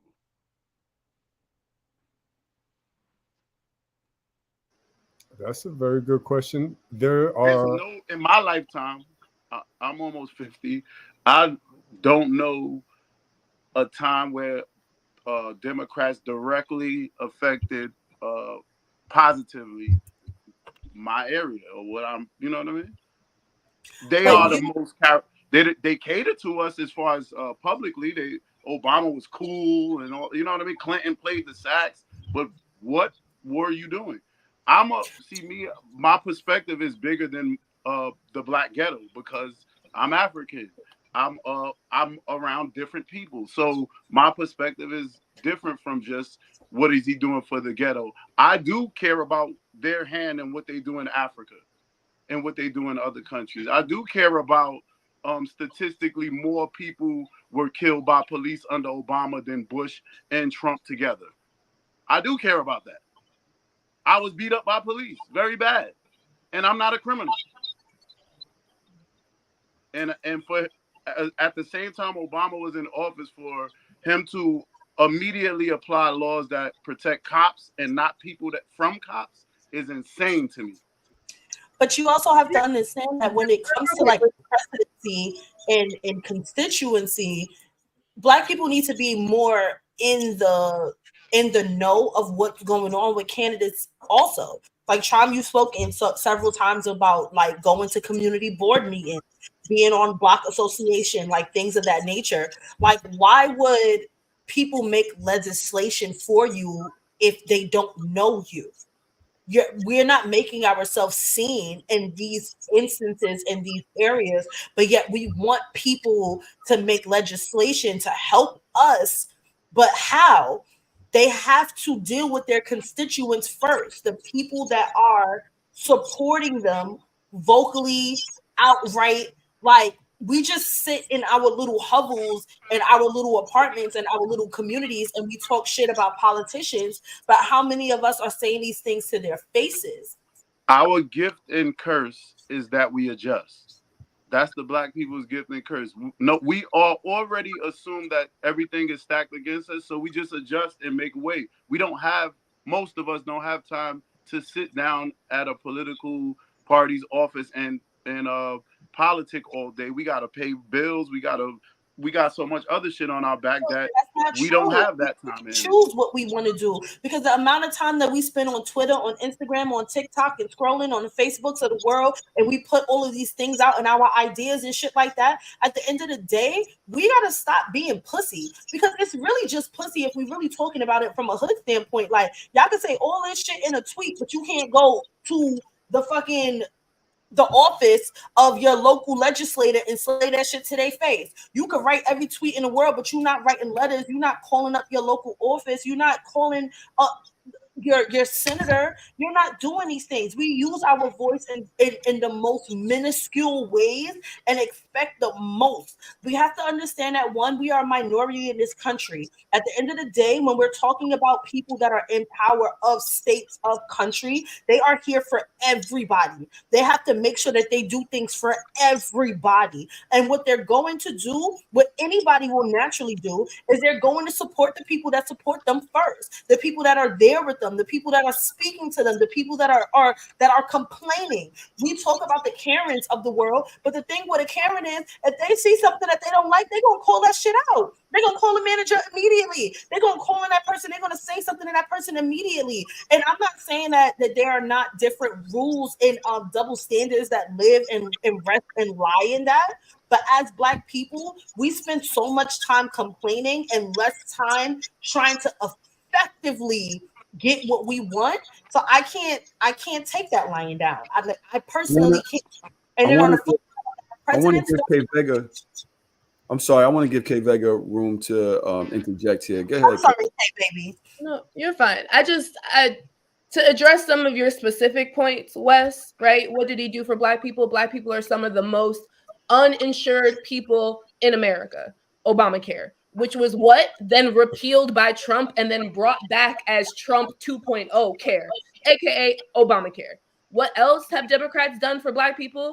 Forgive student loans, because what's one of the largest communities of people currently getting educated in higher education? Black you women. Forgot to take away $500 million from I HBCUs. didn't interrupt you. Thanks. Yeah. So that's point number one. Point number two is that correlation is not causation. So to say that, oh, there were so many more Black people that got shot and killed by police when Obama was in office. In the 8 years, by the way, because we're comparing 8 to 4, in the 8 years that Obama was in office, there was nana shutdown. Yeah. Nana fucking worldwide protest, right? The world was not sitting and watching fucking police shoot people on their fucking computers and their phones. So, no shit, Sherlock. No fucking shit, Sherlock. You're gonna tell like, oh, there were less police officers shooting Black people the year that police officers were finally going to trial for shooting Black people. Oh my God. No fucking shit, Sherlock.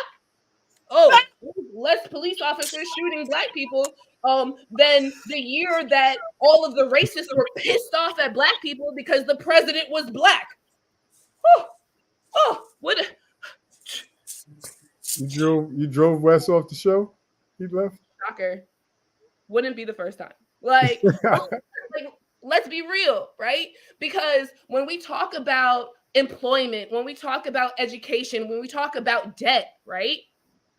Obama came in with a fully Republican Congress, right? Hardly any political capital or anybody supporting him on like a peer level, right? He had the grassroots campaign, the grassroots movements, right? So his entire first term was literally just him combating everybody in the House and in the Senate, right? Can't get shit passed because nobody's on his fucking side. Then the next year when we finally do get some Democrats in, when we finally do get some shit done, what happens? Things actually start getting passed.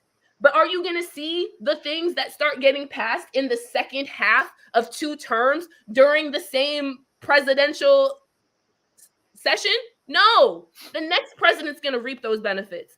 The next president's going to get those unemployment numbers down. The next president is going to get those the tax breaks and the construction and the benefits of everything actually being done by then. So to compare two sequential presidents when literally one of them is the reason, literally the reason why the pandemic lasted as long as it did in the United States. One of them is the reason that millions of people in the US have died because of unfucking tenable. Sorry, I'm getting really upset here. But like let's. Yeah, I can tell you getting really upset. Can you keep it together over there? You can compare apples and oranges, but they're still both fruits. Trom. Yes. Go ahead. You have anything to say about what Wes or K Vega added to the conversation? Yeah, I mean, I honestly I agree with everything K Vega just said, and you're very passionate about it, as we all should be.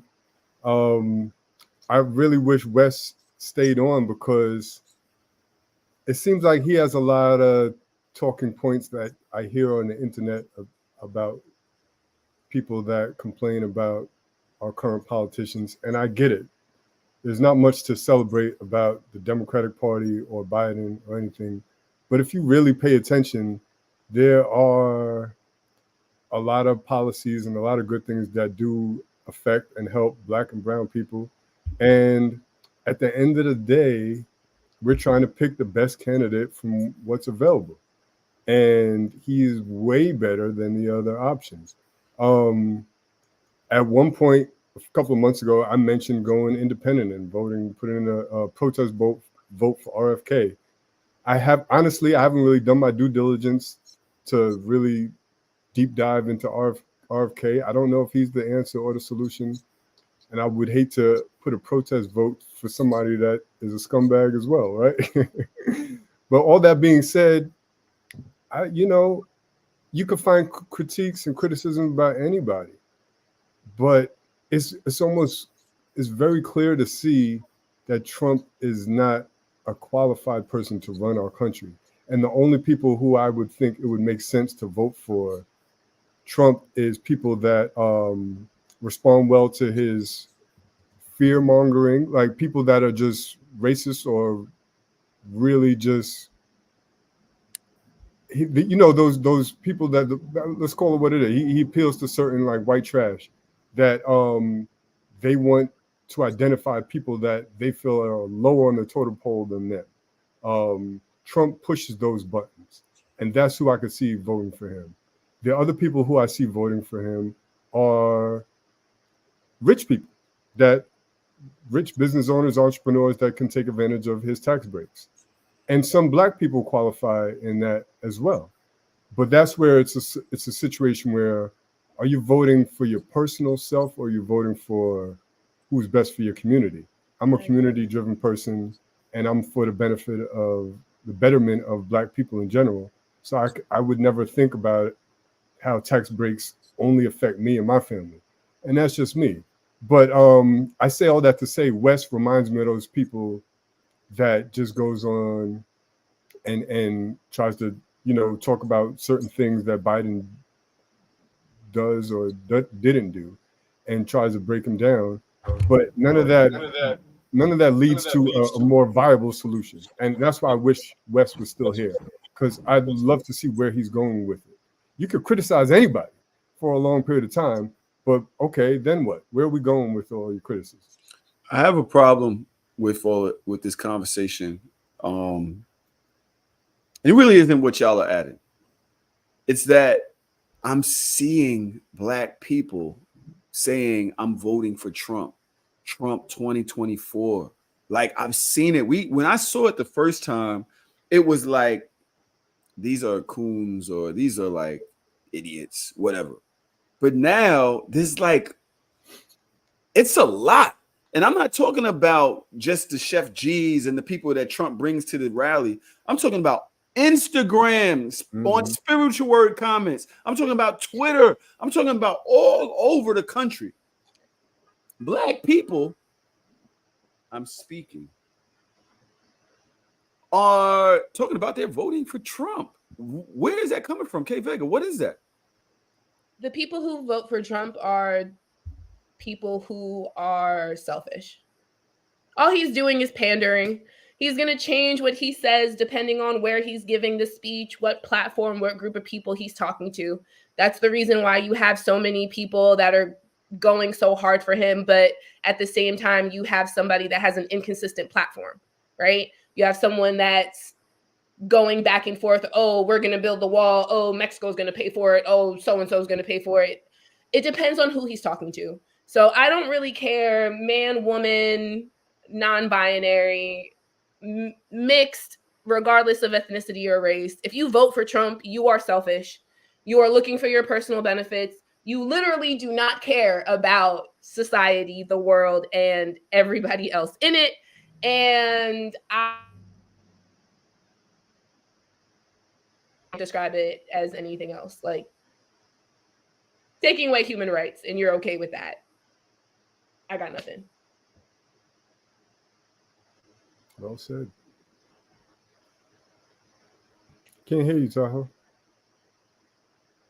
I don't know what the hell happened. I went to take a to Yuri, bro. I went to urinate. I came back and West was fucking gone. He closed out when I started talking. Well, you're kind of mean. Was I?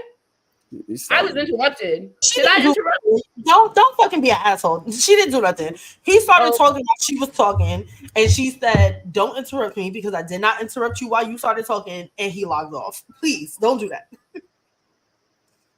Yeah, I think it's the way we talk to each other. Right? You was not here. Run it back. I heard it. I heard it. I was here. Listen, men set the tone. I match it. You give me something, I multiply it. This is the way I work. You know, it's so interesting when women do that, right? Because y'all will cut us off in an instant and we will shut up. Y'all do it to me all the time. Literally, as the host of the show, y'all cut me off every other second and I just get quiet and let y'all talk. But then when y'all do it, it's me setting the tone. Yeah, Dodge, you're the cutter off fucking queen. You're the host. Therefore, you enable the conversation. Yes. Whatever case said. Yesterday on Twitter, so he not coming back? Listen, the brother said he don't want to argue with women. He says he doesn't. Oh, now he don't want to argue with women. Now he don't want to argue. Now he don't want to. Hey, keep me out of this. I watch things. I apologize. I didn't mean to cut you off. Keep me out of this. Yeah, you can't be kept out of it because you was sitting here sending me shit. I was sending you shit because I told you that it's always better to talk shit in private than it is to ignite flames on the timeline. So I was just talking to you. Tahoe, see if he'll come back and argue with me. Yeah, he said he's coming. He said he's coming back. Okay. Thank you, Cam. Look, Dodge adds commentary while folks talk, not a cut offer. That's the way y'all ride for this woman. I love it, but I also hate it as well because y'all are extremely biased.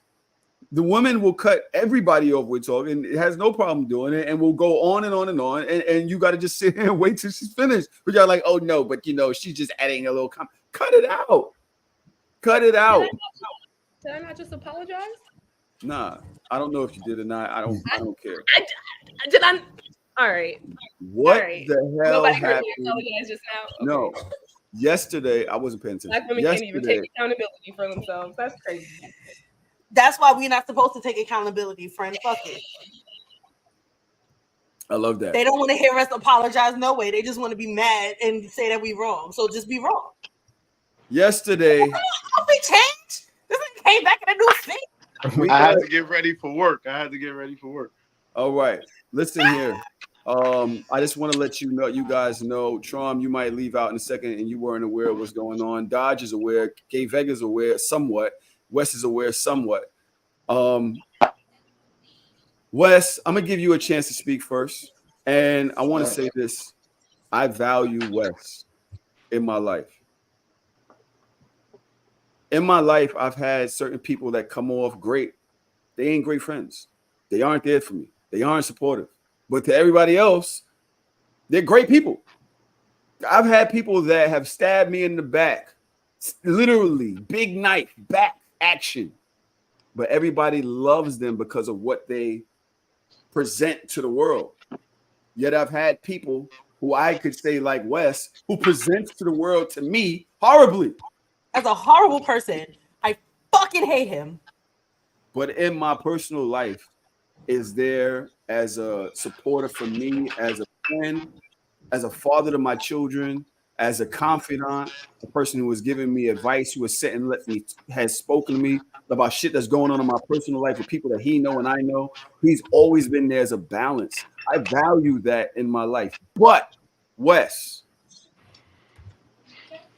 why are you such a piece of shit online? That's a good question. That's a question I've been meaning to ask for a while. I thought about it yesterday. What I think a lot of it is just laziness. So you have something to say, and you want to just be like, yo, shut the. But I don't feel like typing all that shit out. So what happens is you snap, and then you say the unfiltered of what you were gonna say. I wish I could be clever with every tweet, but especially if it's a person I don't know, and I know that they are trying to get famous or whatever they're doing, or just going at me because of who I am. Yeah, I don't give a fuck about your feelings. So can I ask you a Anybody question? who knows me in real life knows I will do anything for them. I don't argue in real life. I don't have any. Can I ask you a question? In real life. Yeah. Can I ask you a question, Wes? Go ahead. Wes, Oh God. stop moving. No, Stop moving. I was rolling up. Sorry. Why he got to stop moving for you? Why? I Why he want to got ask to you a stop question. moving? Why are you? Because I'm gonna make it about me because I only care about me. Why are you so mean to me on the internet like I don't know you in real life? I told Tahoe about this. I don't know what you're saying as mean. With you, I'm always joking. I know you in real life, so I'm never gonna next time. I'm never gonna be malicious to you in real life. And I've told you this before. If it's ever going too far, just DM me or text me, niggas, chill the fuck out, and I'll be like, whoa. You are way more valuable than proving my ego is big on the internet. But to strangers, I don't give a fuck. Like, you can't compare me and your dealings to strangers. I want to ask you. I'm not here for the comparison because I know me. We've known each other for quite some time. Yes. And I don't look for shit. I don't look for problems. I'm not gonna hit you up on the timeline, nothing. But when I see you, I'm gonna light fire under your ass if I got something to say. So Right. What happened was there has been a couple conversations that have happened about your horrific persona on the internet.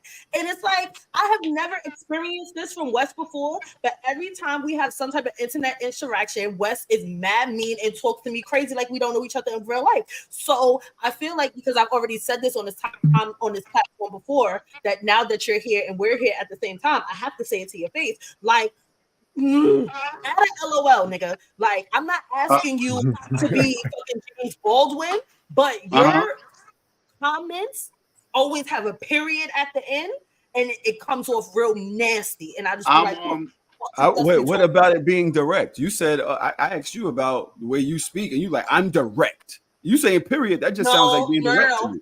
But there is no person that will ever say that my persona on the internet comes off mean. What? Mean? What? I'm mean on the internet. Yo, when people send me your clips, I'll be like, yo, trust me, she's not like that. She's so sweet. But no. You're talking about clips. I'm talking about comments. I am not directly mean to anybody. I have never wrote you or anybody else anything that was mean or can be perceived as mean or can be perceived as me having an issue. That's not how I come off. And y'all know that about me. Fuck a clip. I don't care about a clip. We've all been on these shows. We know how clips work. I don't care. And I'm going to stand 10 toes down on whatever I say because I really think that the massive majority of people. I want to say this. Wes, hold on a second. Wes. Very sorry, wholeheartedly. No, he apologized to me. Let me get my apology. And it will never happen again. I will be very thoughtful every time I respond to you publicly. Right. And if you say something, you know, just put an LOL. See what I'm talking about? Y'all don't let me host. Now, sorry, go ahead, Tahoe. He was apologizing. I needed that because you knew it was up for him at fucking Trap Karaoke. You definitely was in his face to Trap Karaoke. Now, what I want to say is, I didn't want no fucking hug. I have seen, like yesterday, I saw Wes and K Vega going back and forth. I saw it too. I just don't say nothing on the time. Who is that? Who is K Vega? K Vega is the person in front of you in the pink shirt. And we went back and forth yesterday. What did it? We go back because about 50 people was cursing me out yesterday. I don't know which one this was. Hey, with respect to oh no, hold on. I got you. It's the one you deleted the tweet. So, I guess you took it back. But it's the one that you was like, she ain't sell her pussy for $20 on the internet like you. It takes a special type of human to do that. I'm gonna keep Indeed. I'm going, I'm gonna pay $20 and post all your content on here. And then I hit you with the hard eyes because free promo. And then you tried to be on some like, yeah, just like that. And I was like, good boy. Like, fuck out of here. Much better. Yeah, chill out. Now, women always do this. I said, they only say what you said. They don't talk about the 15, you faggot, you gay, you this, you that. All of those disrespectful. I called you a Mind bitch. you, this whole thing, and I'm gonna be real now. I don't play with how I feed my children. I throw festivals, I throw parties. If you're shitting on how I feed my children, I don't give a fuck about you. Maybe take it how you want it. Constructive criticism when it comes to constructive criticism. If and 3 people is talking bullshit and 5,000 is good, I'm gonna go with the 5,000, and that's how I live. All right. I'm gonna mute both of y'all. Hold on. I'm muting both of y'all because my idea initially was to have y'all speak in a way that we could build off of, but I definitely don't want to see two of my friends beef for no content. I'm not into it. If we can have this conversation, Wes, breathe. I asked you yesterday, why are you even going back and forth? Wes throws one of the biggest midweek parties in the city at the Art Walls. He's part of that whole thing, and people were basically saying the Art Walls needs to stop, this, that, and the other. And Wes posted some videos of everybody having fun, getting along. There was a lot of people that came at him. I wasn't really paying attention, so I can't discount if he said anything negative. I don't know. I wasn't there for it. And so what I'd like to do is actually speak on, because this, for me, ain't about y'all. I'm doing what Dodge said. I'm making it about me. Because K Vega says he's a horrible person. I blame Tahoe for introducing him to the world. K Vega, what the fuck was that about? I would not know who the fuck Sucker Free West is if it wasn't for you. So I blame you. All right. Can I say this? I'm impartial because Wes apologized. So now I'm gonna be his friend. I'm impartial. I understand that you don't know who he is, and that's fine because y'all would never run in the same circles. Wes is old Brooklyn. Wes is been around since outside was outside. So there's a reason why y'all would not know each other, but we can't discredit the impact that Wes has made in the culture of the town. And if y'all don't know what the town is Brooklyn, New York. He has made an impactful space for the town. I will say that. Yeah, so but the politicians made impacts on the US too, but now they old and won't get the fuck out. Ugh. I'm just saying, they're talking about being here for forever and impacting the community, and that's great. But like, once you start adding negativity, then what exactly what's the difference between the old guard staying like in the community on a Brooklyn whatever level and the old guard staying in the community on a political level? Like, there is no difference, but we do understand there is no difference, but we do understand that there is a hierarchy of the way that things go. And we do understand that, but just like within the Democratic Party, some niggas, it's still their time, and then there's going to be new people that will replace them in the future. But for my age and my demographic and my time, I can understand. What I don't want to see just to echo Tahoe, we need to be a little bit solutions oriented because we're all in the same circle one way or another. And we just going to let us just try to swoosah. Cool. You know, I absolutely. You want to know? And I say fuck West once a week, so I could say woosah. So from my perspective, right, I saw a number of people talking about the party life in New York in general, right? Right. And the lack of creativity and talent when it comes to DJs, right? And the people who are curating these parties, grouping these DJs together and paying them, right, to curate the vibes, right? That's West's job. That is his job. That is how he feeds his family. He said it himself. Now, his patrons were giving him constructive criticism. His patrons were telling him what they wanted, right? To continue to support him, we want this. And it's all types of bitches and fuck yous and you can't say shit about my party and other. You wouldn't fucking have a party without the people coming. All I said was that someone complaining about West on the internet wasn't a surprise to me. I've never been to a Wednesday party. I've never been to the R&B shits. I don't know. I don't care. My comment was, haha, people talking shit about West again because he's on the internet being negative again. Surprise to fucking prize. I'm allowed to talk. What he was talking about.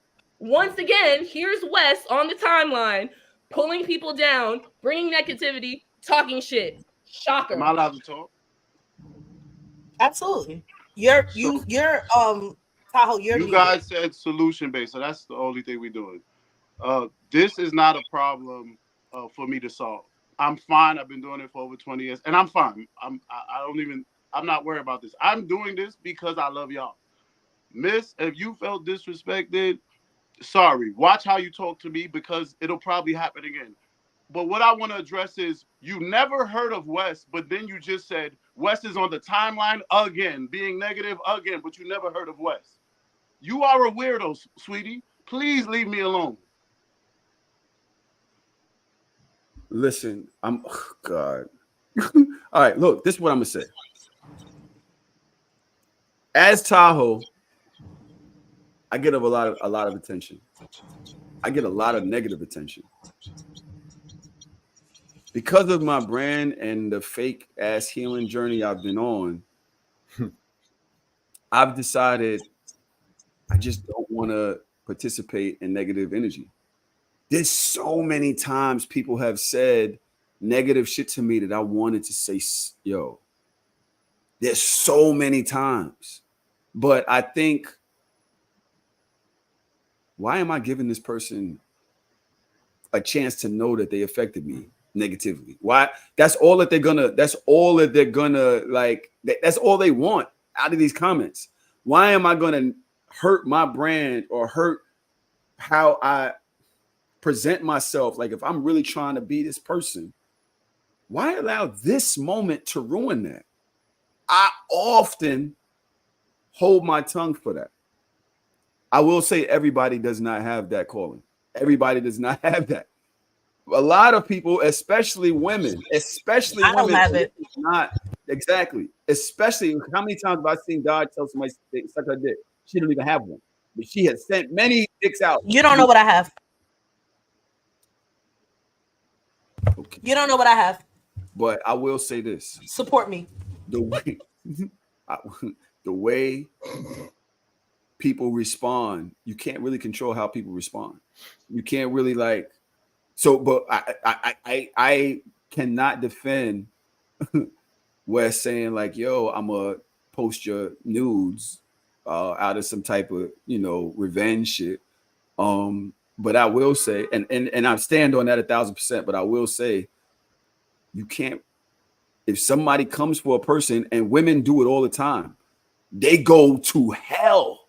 If you say something about them, they go to hell. If you do anything to them, and the minute a guy says something back, again, Wes, you're shaking your head. Yes, I think you could have said a million other things. You're a very intelligent person. You could have said a million other things. You're muted, so don't respond now. You're muted. But you could have said a million other things, saying like, "Yo, I'm gonna," that I can't stand by that. My only point is, if y'all coming at somebody and y'all saying the worst things about somebody, how could you not expect them to say the worst things back? Okay, Vega, go ahead. You have the floor. Again, how is constructive criticism about a product that you are selling to people, right? And they're giving you feedback on said product, whether you feel like you need to change it or not? How is that a bad thing? How is that disrespectful? Like how is that not, like, in the comments they're still like, oh, okay, Kia, how do we fix this? Whatever. I don't know, be a good businessman, accept criticism. Okay, great. Well, I will take your consideration into effect, because otherwise I wouldn't see it. And like I said, I didn't at him. I didn't care to. I laughed at the situation and kept it pushing. As far as, oh, you'll take it to hell. Again, I replicated energy, right? He talked about my father. I said, I got it from your mama. He talked about my nudes. Go ahead, free promo. Like, appreciate it. I don't think I said anything bad. I didn't even realize that it had started a thing until you called me this morning and told me, because I didn't check my apps. Now, the one thing I will say is that I get into it with Wes on every platform. All the time. I never heard of you. In the comments. All the time. Go check So Shameless clips. Go check the fucking podcast, past podcasts. Go check all that shit. We go back and forth all the fucking time. I don't fucking like your opinion. I don't like how you fucking think. And I will say that every fucking time, because who gonna check me? Well, you never heard of me. Let me ask you a question. You never heard of me. I said remember, did you forget that? Again, until Tahoe introduced you, I had never heard of you. And I have never heard of you outside of something to do with Tahoe until yesterday. Well, okay, let me ask you a question. So Tahoe, I said to K Vega yesterday, I said, he's a very genuine person. His internet persona comes off one way, but I know him in person. And, I stand by our friendship, although I don't agree with certain things he says online. I said, but K Vega, a lot of people don't agree with the things that you say online. A lot of people have spoken bad about you online, and I have to go to bat for you as well and say, like, nah. And as a fan, anybody that's listened to So Shameless for years can attest that there have been opinions that you've had. There have been things that you've said that people don't agree with. And I've had to say, nah, hold on. K Vega is one of my closest friends. She really goes to bat for me. She loves me. She checks in with me. There's people that I've known for years that don't do for me personally what K Vega does. Agreed. So although you might not like her opinion on this and that, I'm not going to allow you to sit here and tell me that I need to get rid of her or whatever. I'd like to ask you, what's the difference? And you see the difference in that. So my opinion affects me, and my opinion and the ways that I think literally affect me and me alone, right? I don't project onto other people. I don't tell other people about themselves. I don't put negativity for the community or for a group of people out there the way that Wes does. And I have no problem saying that. That's exactly what I wrote to you in said response, where you told me that he was one of your closest people. And I said he has nothing to share but negativity. And that's gross. And just for you to say that it's a persona, so for you to say that, no, I'm really this person, but this is something I activate, is whack, right? So when you were disrespecting me, that's your persona? That's crazy. I was still talking. I just don't. How could you leave out your part? That's weird to me. I was still talking, so I'd be happy to tell you my part if you would. You keep going over it. You keep skipping it. I disrespected you. I apologize. You disrespected me. When did Had I even known you were connected to Tahoe, how much I love him, I would never talk to you. The apology just deleting the tweets and acting like they never happened? Because that's not a fucking apology. I'm only apologizing to you because that is beneath my behavior. It has nothing to do with me and you. I don't know you. But it's not beneath your behavior when you do it consistently. Like, you are not a victim. I do not know you, sweetie. So this is how you treat people you don't know? Like, that's okay. If people that disrespect makes you a good me, person. I will return the energy. It actually doesn't. I wouldn't speak about you if I never heard of you. You spoke on me. I responded. Do we not understand like the series of events and the You timeline? wanted me to ignore you? You disrespected me and you wanted me to ignore your disrespect? How dare you respond to me disrespecting you? That's what you're saying to know me. you. When I first became aware of you, it was like 2018. So I've known of you since 2018. That's a long time. Shared with Tahoe since 2018. I've seen Tahoe share you onto my timeline since 2018. So like I said, when I have seen you, it has been negative. It has been perverse. It has been misogynistic. It has been belittling people, putting them down, whatever. Regardless That's your of what perception. Say, clearly, people I am disagree. not negative like that. Clearly, people disagree. Can I step in here? Can I step in here? Can I step in here? Hi, friends. Hey. Hi. I'm gonna step in here. Now I'm going to play the point of view of a person that this is none of my business, which is the reason why I specifically decided not to ignite any of this on the timeline, which I saw everything. I just spoke to Tahoe on the side because I feel like that's an appropriate thing to do when people are disputing. I think you guys are missing something very concrete here. Wes apologized for his reaction, and I think what Wes is looking for is some type of acknowledgement. No. Shut up, Wes. Shut up. He wants a cookie. What I think Wes is looking for is some type of acknowledgement on the fact that regardless of his thought process, his POV, how it looks or how it comes across, that POV was nothing against Kay Vega. And I think that he feels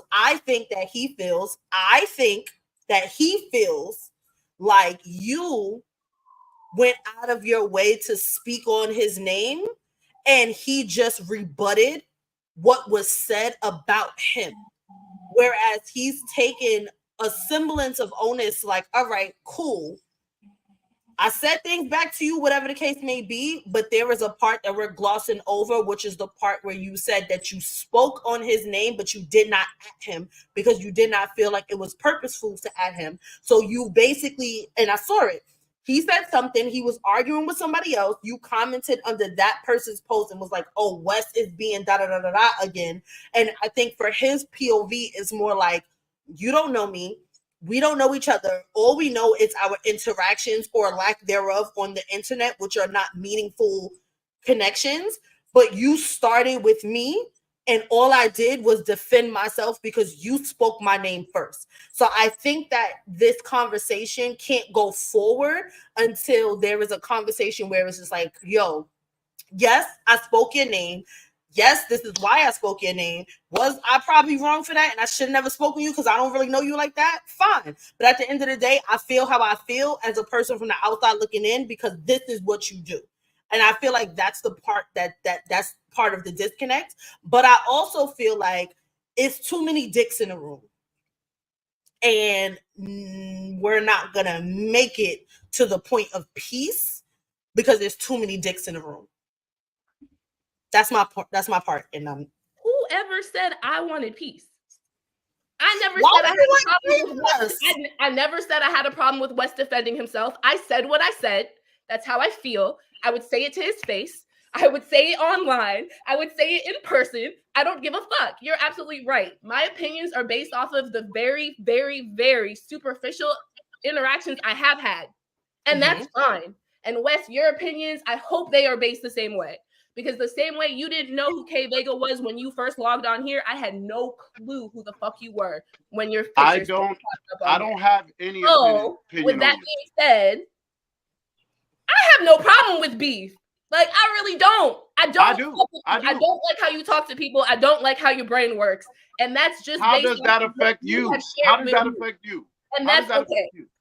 How does my behavior affect you? I don't like the way you talk to people. It doesn't. You just said you don't know me. You don't go to my events. So why are you commenting on people who go to my events? So, like I said, I don't like the way you talk to people. So you thought you should pile on me because you don't like what I said on a podcast? Podcast is very weird. Are you really going to sit on here and tell me that they're not? So you really don't think that there aren't mindless and or unopinionated or disenfranchised people that are going to look at you and be like, oh, he's successful. He's popular. This is his opinion. I should think that way too. Oh, well, Wes said it. So I should do like, nigga, do you have power or not? So do you have power? So do you think little girls can look at you and say, I should cater my life after her? I don't like the things you say. And I don't like the things you say. We agree. Positive interactions for you to even balance them out. So therefore, we never have to speak ever. I don't even understand why I'm having this talk. I don't even argue with women I date. What are we arguing for? It's not an argument. Let me. I'm gonna take over again. Trom, you've been sitting there listening. Please add your perspective to this, and then I'm gonna move on because y'all did all this amongst yourselves and then somehow roped me into it. That's a fact. Like y'all really threw Tahoe name in this shit, and then that shit caused something else. Yeah. Well, no, not you, Wes. You didn't throw his name into it, but his name got like eloped into this, and then it sprung off another adjacent beef. And what I want y'all to do is, this is what I want. No, she threw it to me. Huh? You just intercepted the pass. I'm sorry. Like, you see what she does? You see what she does? It's literally, this is what she does. No problem. All right, by the way, I'm very embarrassed at this whole interaction. I don't argue. This is weird.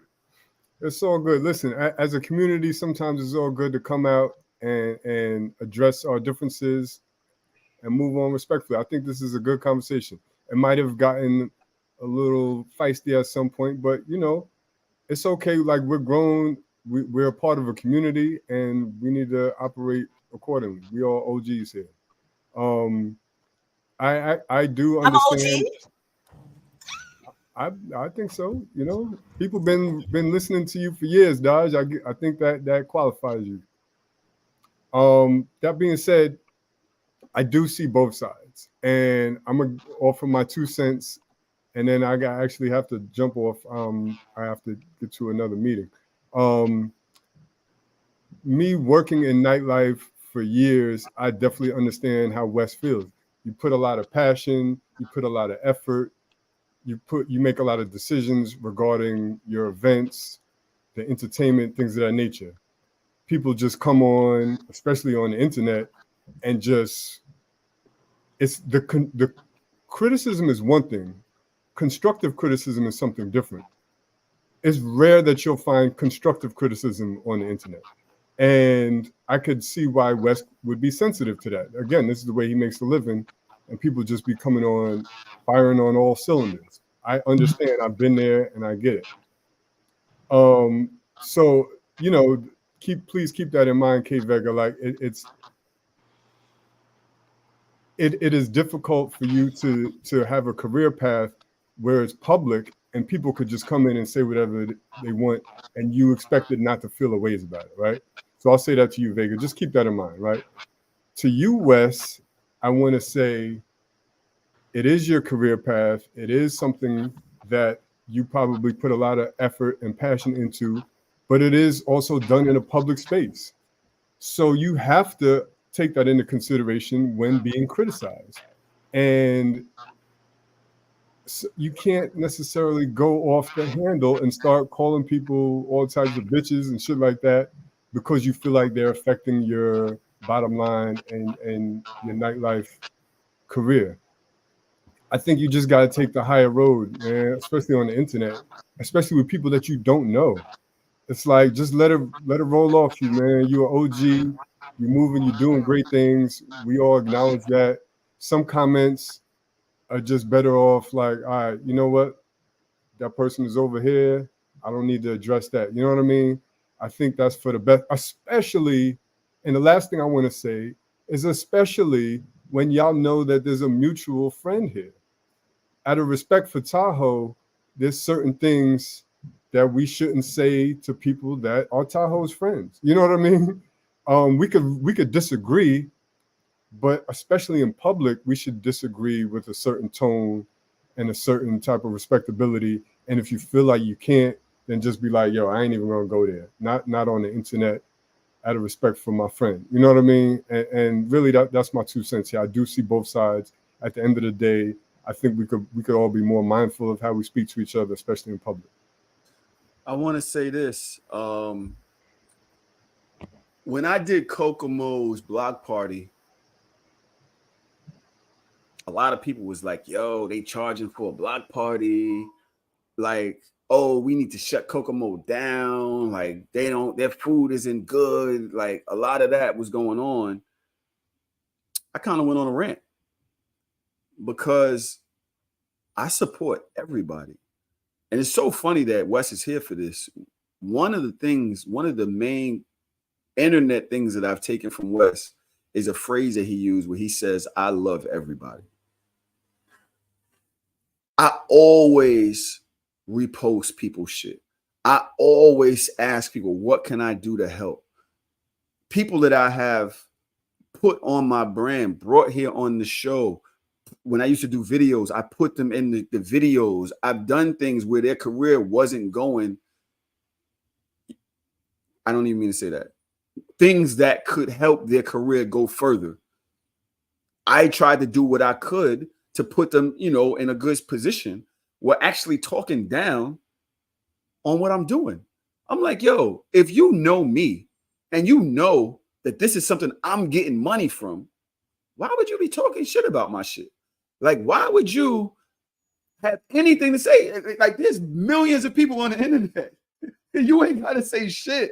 You like, when it comes to this shit, if you know me, you know I'm over here getting bread. So I went on a whole rant about it. Then I turned into a joke after that. That being said, I want to say this. Wes, although I understand your position, and I don't mean to say that with any discount to it, fuck your internet personality. You're wise. We have wise conversations. For me to see you, because I had to hit you yesterday, like, yo, why are you still responding? You was responding for 3 hours, 4 hours. I'm like, my nigga, this is who you want to be. This is not you. You feel what I'm saying? As men, and you and I speak about this on Heart of Soft, succumbing to our emotions on that base level, it shows the smaller parts of who we really are. I respect you.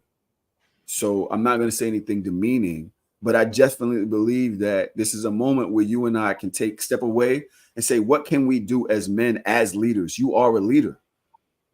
You understand what I'm saying? Yeah.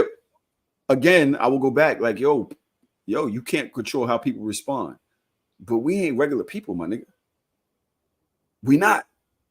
We are people that set examples. You understand what I'm saying? So with that, I just want to say, like, yo, for one, I can't wait till we go back to Prospect Park, whether it's you and me, and we sit there and look at the water and smoke and talk life. You know what I'm saying? But this is something, one moment where we can say, yo, you know what? I learned from this. I would love that for us to learn from this. That's what I came here for. I was hoping that we could move forward, but it doesn't seem like that's really going to happen. But maybe if each of us can take stock in how we present ourselves and our contribution to the community, maybe there's something that we ourselves can do on our own to say, okay, this is how I might want to move forward. Is that okay to say, my nigga? Go ahead. Yeah, once again, I want to apologize to all parties involved. This is not the frequency that I flow on. So that's, you know what I mean? It's embarrassing to even have this conversation in Vega. I think that's the name. I don't care what you said. I should never talk to you that way. And these guys know I would never post anyone's pictures or anything like that. I was saying things to hurt you because you were saying things to hurt me. That's literally the gist of it. When we're on these podcasts or whatever you hear, some of it is truth, but a lot of it is to be entertaining. Is a comedy podcast. So you can't take too much stock into that. If you see me surrounded with good people and you don't like a quote I say, you please don't paint my, like, I'm not one of these guys who act like I don't care what people think. I do care. And it hurts me that you think of me in that way. And I hope before I'm gone that you will see differently. Vega, you want to say something? The only issue I have is purposefully instigating with negativity, right? Because that's what the whole mention was. I keep saying I don't know you, and people in the comments are questioning this because I've never met you. I would not have been able to pick you out of a crowd.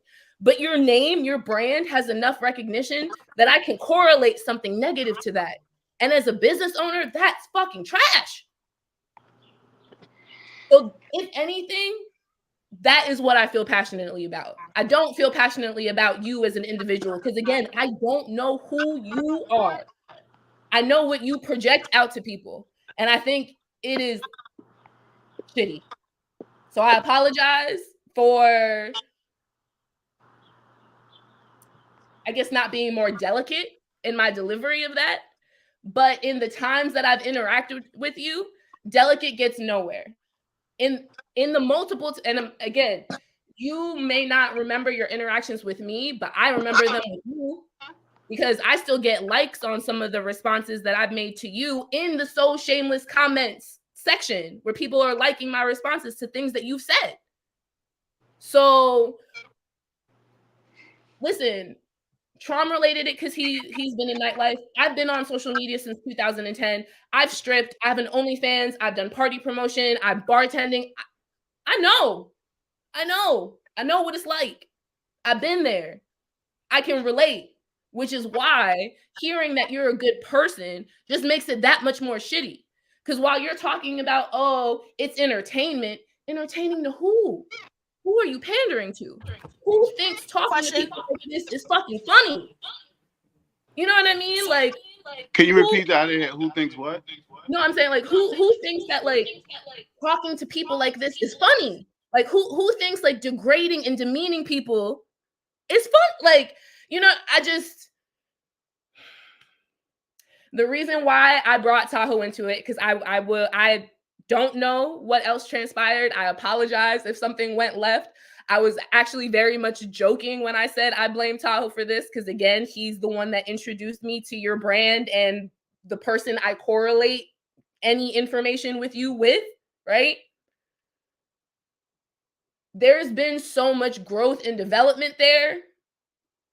Like I expect that from the other people that are close to him.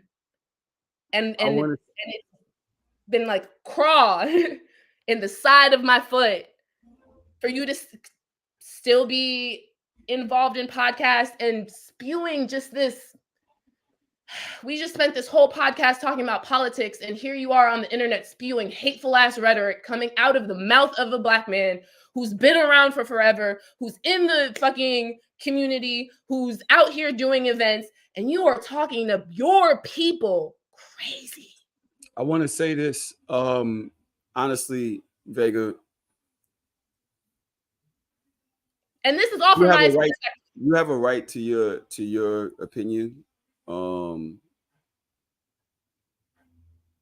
you speak about growth and you speak about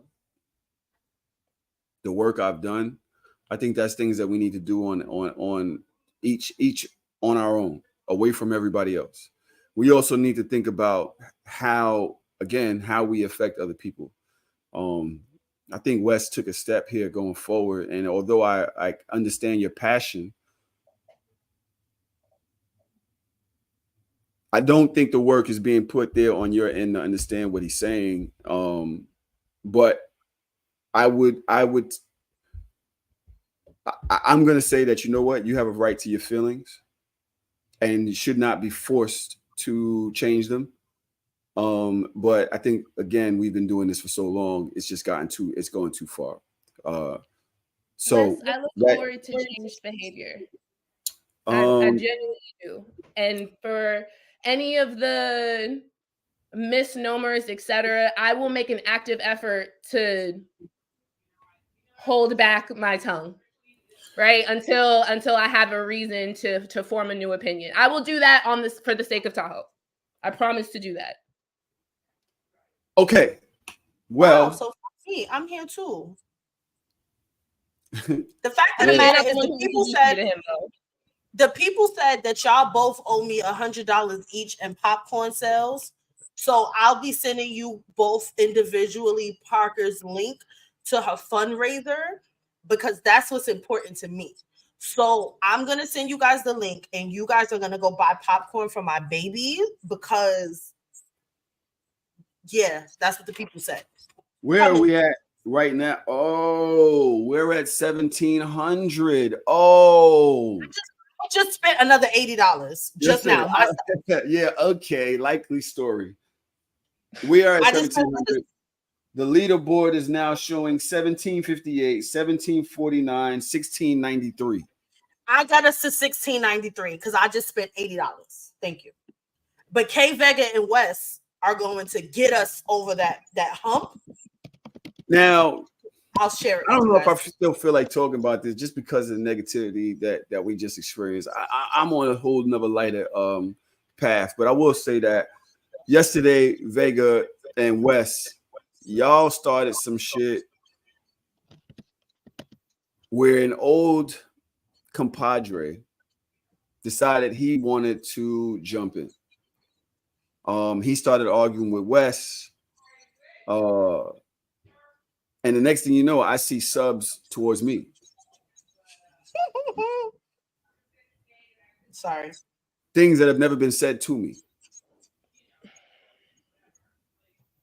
I have not spoken to this man in over a year. In about a year. It hasn't been over a year. It's about a year.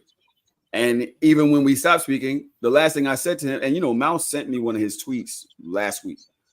And Mouse, this shit was like, yo, I'm still expecting phone calls from people because they were supposed to apologize. And and I was like, no, that can't be me, because the last conversation that I had with the man was text, and it was me asking him to call me so that we could talk. Charm, if you don't know, I'm talking about Bacon. Gotcha.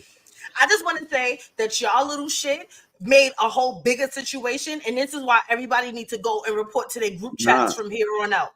Nah, it's not a whole bigger situation. The thing is, and I say this as in the same energy that I spoke to Wes on, as men, we have been short-sighted. We have been, our lack of emotional maturity and emotional intelligence has affected our community so badly, bro. So badly, bro. Only because we choose to stay on the same bullshit that fucked us up all of this time. I offered to that man, let's talk. I love you. I'm still open to communicating with you.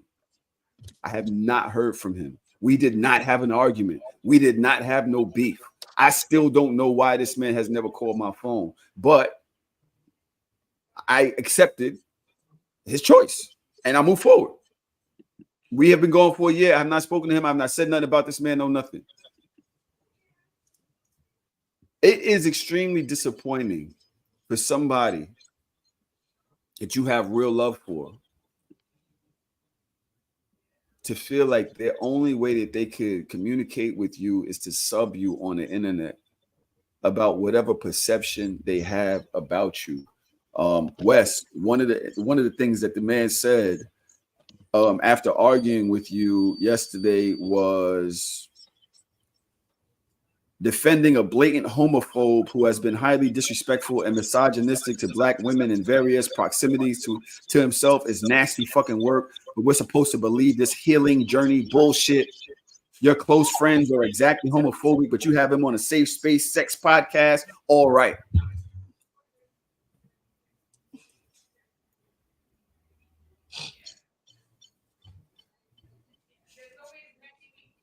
This is one of those moments where I said to myself, this isn't the arena for this. I called him. He chose not to answer my phone. Actually, he wanted to text me because I told him something I did. But, and I meant that. I meant it 1,000%. I meant it 1,000% only because this is what, like, yo, I've taken this person to the side so many different times to try to talk to him, try to figure it out. I left myself open for communication. This is what you have to say. This is your contribution to our friendship, to what I thought. I've gotten to a point where I'm not accepting. I'm going where Dodge told me to go. If you are not contributing positively to my life, you are no longer considered a friend. We're not friends. If you and I have reached a point where we are no longer where we were when we were friends, we are not friends anymore. I tried to call him yesterday just to see if we could mend that. He chose not to. I blame K Vega and I blame Wes for this, but I mostly blame you, Bacon, for not being man enough to call me and tell me how you felt. I blame you for lying consistently in my face. If you had something that you felt could help me change to be a better person and choose a low road out, whatever you felt, my number was the same. My address is the same. You could have always come over here and said anything because I value your opinion. But choosing to go that route, subbing me, fake ass healing journey. What do you say? Bullshit healing journey. My nigga, me and you, we not connected enough for you to know where I am in life or what I got going on for you to even comment on that. Disappointed. I'm not going to mourn the loss because you've always been fake to me. You've always been a fake ass nigga. So it's unfortunate. And my number, you no longer have access, and don't come to my crib because we're not friends. It's been an interesting episode of So Shameless. Y'all, are y'all okay? I'm okay. I slept well last night. Dodge, fuck you for being an instigator. Huh? So Tahoe used us to sub his old friend. Yes, but I don't sub anybody. It says his name. So this whole argument ain't mean nothing. I just want to say, going back to the original homie court, because that's all I care about. Kay, you were text the popcorn link. Wes, you were DM the popcorn link. Make sure y'all support my baby since y'all sat here and took all this time away from my life. The people them said y'all deserve $100 each that y'all should donate to Parker. And Trom, you the rich one. I'm gonna send it to you too. Thank you. I'm broke, baby. And, as far as that guy, there's a difference between a gay person, a homosexual person, and an F word. I didn't use the F word, but if you're a bitch ass nigga, gay. Yeah, if you're a bitch ass nigga, that's really what I was calling him. He tried to use the gay thing to rally troops against me or whatever, but he's just a cornball. I don't know him. But I would never jump on a person's thing that I don't know and that's a lie. Bandwagon and argue. You do it all the time. You jump in comments all the time. Yes, you do, nigga. You always in the comments saying shit. I don't know of if you people I know. Okay. Of people I know. Okay. So wait, so just so that we put like a pin in one of these arguments, Wes, you gonna be nice to me on the internet now? I'm always nice to you, but I'll be much more thoughtful. Oh. I like that. I like that. I didn't know you were that sensitive because you're always cursing me out. I'm a Cancer. I didn't know you was that sensitive. I didn't know you was that sensitive. You was going off crazy yesterday. That's sensitivity. No, you know what's crazy? In those exchanges, because there's so much people, I don't even have thought to it. I'm like, oh, they're saying mean things. I'll say mean things. But to hear her express, nigga, you was going in for hours. It's different. Nigga say he was going in for hours. Yeah, I was watching Game of Thrones. I wasn't like, you know what I mean? Watch Game of Thrones, tweet. But, Yo, Trom, it is a pleasure having you back in the room. Thank you for my brother. Yo, good to be back, man. curbing your meeting. I know you were supposed to be somewhere at 7:30. This nigga stayed around for the dirt. Look at you. I'm listening to the other meeting in one ear. And when they mention my name, I'm gonna just chime in. But for now, well, there's no reason for you to have to do that. We are here. We are getting out of here right now. Honestly, I don't know. Yeah, I see that comment at the bottom. That shit don't got nothing to do with me. When people choose a certain way of life or a certain way of community, that's them. Accept them for where they are and how they present.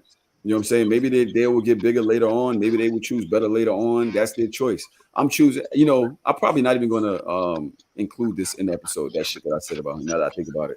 You should. That shit is like, I'm past that. I feel I'm bigger than that. And it's what expected from somebody who is not on a fake ass healing journey. And I just really don't, I don't even fucking need it. You know what I'm saying? The fact that he know he blocked and the fact that he can't have access to me, he know what it is with us. I don't have nothing but love for everybody out here. I don't wish nothing bad on nobody. So good luck out there, my nigga. You know what I'm saying? This has been a great episode, kind of. Somewhat. I mean, besides the fact that y'all niggas not peaceful. Did you ask Trump about the homie thing? I think that was interesting. A homie going after somebody you dated and shit like that, and the differences between men and women. Trump, I told one of my friends that I knocked something down a while ago. And maybe a couple months ago, one of my other friends is like, oh yeah, his son trying to holler at Shorty. And I was like, damn, I was just talking to this nigga the other day. He don't, like, I see him often. He don't never tell me that he been trying to, fuck with my old work. Mm-hmm. That kind of bothered me. Like, I was like, yo, it doesn't bother me that you're trying to fuck with Shorty because I didn't care about Shorty in that way. It was sex, whatever. But the fact that you could look me in my face knowing that's my old work and not say nothing, not even like, yo, do you mind? Like, yo, yeah, Shorty been getting at me, or whether you been getting at her, or whatever the energy is, that feels treacherous. Should I feel a way about that? Would you feel a way about that? I mean, I guess it depends on how close y'all are, because that could be an awkward conversation. If the conversation isn't necessary, like if y'all ain't that close, I might not say nothing either. It really depends on how. Now, obviously, me and you, that's different. We brothers, right? But if it's just a casual nigga around the way or something, maybe he's not as for more than 20 years. Not everybody is as transparent and open to confrontation as you are. I'm not saying that in a bad way. I think those are good traits of yours.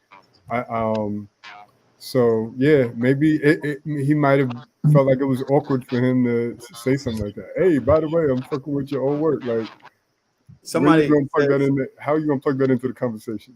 Somebody said, "Would you mind? Is crazy, aren't you, fiance?" Yes.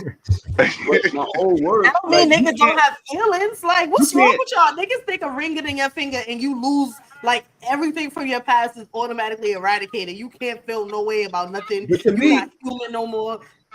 This shit got superpowers. This situation isn't about the girl, though. It's not about Shorty. I don't give a fuck about that. That has nothing to do with that. Friend. Yeah. It's the principle.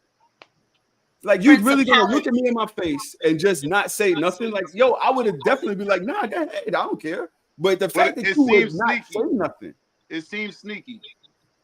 It feels sneaky. It feels weird, and it feels like it makes you wonder about what else is going on or what else has gone on that he hasn't shared with you. It definitely niggas that lack morals and lack character are a problem regardless of how that person has been shown or what method shown those ways and those traits about them. The fact of the matter is you do not align with me morally, and that's a problem. No, I definitely redefined our relationship. Like, now we definitely acquaintances now. Like, I don't even, that just made me, I'm like, look, if you could, like, that's just some shit that's just bare minimum to niggas. Like, y'all know how close men are. Like, men love their friends. We talk. So it's like gossip and chatty patty. It's not gossip. Me and my friends have had women in common, and when we know, we both know, yo, bro, you know, all right, we ain't got to speak deep on it, but that's it. It is You what it know is. what I mean? Because I got a long-standing beef with you, Wes. Wait, what? What? Because you told one of my niggas that I went on a date with you one time. I ain't tell nobody nothing. You a and lie. We never went on a date.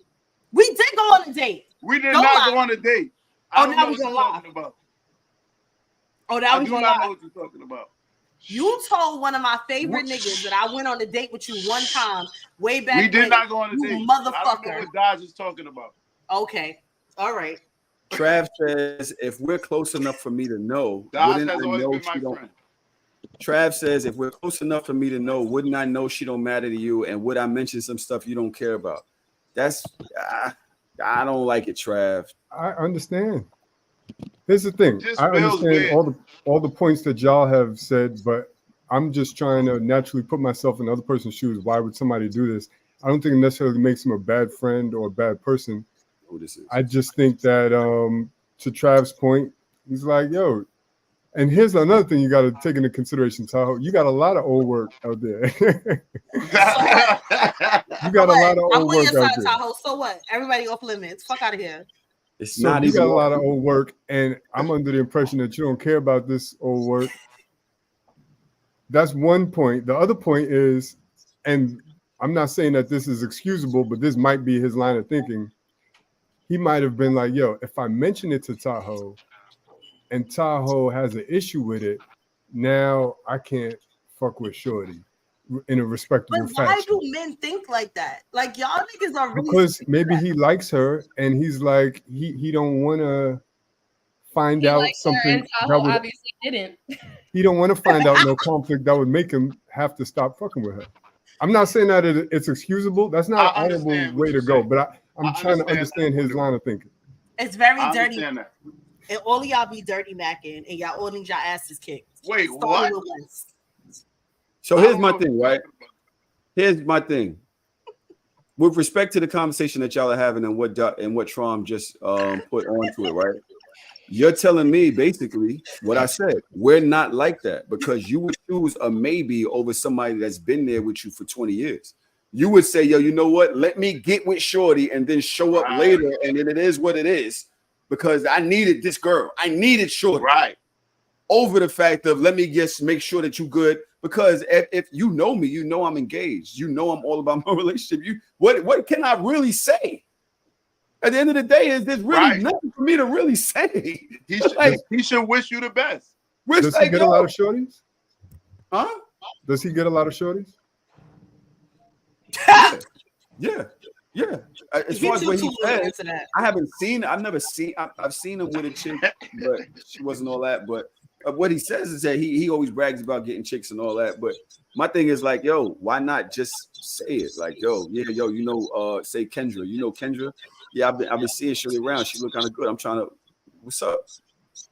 Nah, she was fun. She was a great time. Enjoy yourself. You know what I'm saying? Like, that doesn't really. That's This, crazy. like, where am I gonna go? Nah, you can't mess with Shorty. Like, especially with Trav, you say, oh, you know, she was a jump. You know that I didn't do nothing like serious with Shorty. So what can I really say? I would just think that looking at me in my face and not saying something, that shit, women would never go for that. So the fact that anybody in here, especially women, cannot understand that their friend or somebody they consider a friend, not only talking to their own work, but not saying nothing, it being not only sneaky, but weird behavior. Y'all can't understand that when it comes to men, but y'all often say y'all want us to have emotional intelligence.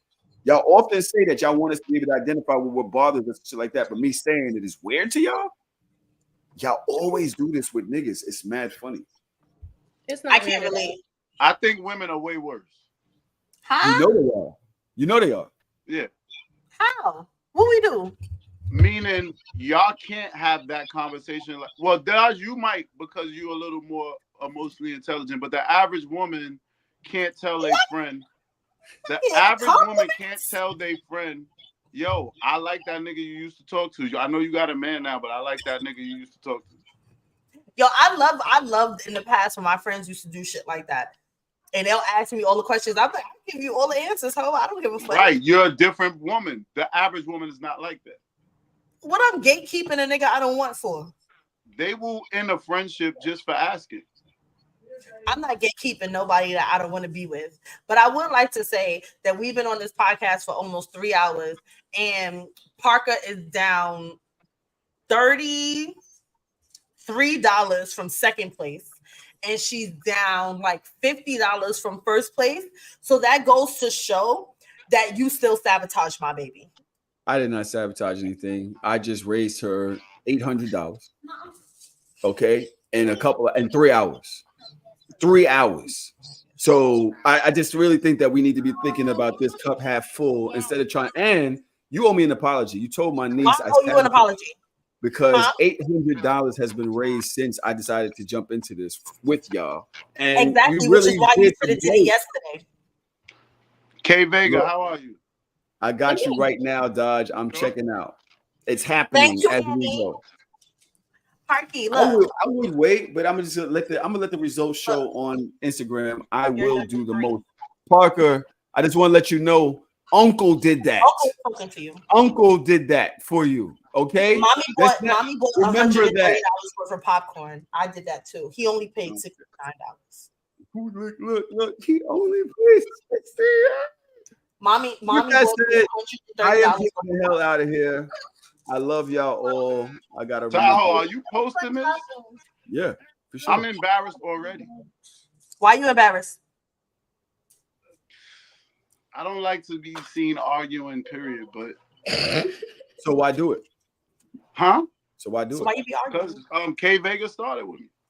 At the end of the day, you can't never listen to me. It's never what happens to you. It's always how you respond. You chose that, Parker. and that's why I told you. I asked you why. Tahoe, you see this person right here? Reaching His out. name is Sucker Free West. Can you say Sucker Free West? Hi, Parker. Say. Can I have $100 for popcorn? Can I have $100 for popcorn? I got $20. That's not enough. No. Say brokey. Listen, I got kids too. They expensive. Brokey. And then Parker hell out of here. Not to come to my party. I mean, K Vega. Yes. Say, look, Auntie After K. this, I'm not gonna be Say, able Auntie to K, can I have bring $100 for popcorn? Go ahead. We are getting the hell out of here. Thank y'all for being here. Yes, Parks. No, she was talking to K. She was talking to K. What'd she say? She said, Auntie K, can I have $100 for popcorn? What's wrong with you? Look, she right there. She not answering you. Don't let her not answer you. Say what you gotta say. Can I have $100 for popcorn, please? I will absolutely buy some popcorn. Not $100 worth, because that I'm gonna eat it. But I will. I was over here sweating like Thank you better you for not saying spend please. more than me. No, say you got siblings. You need to ante up. Thank y'all for being here. We're gonna split this into 2 episodes. We will see y'all later. So shameless. Oh my God. You need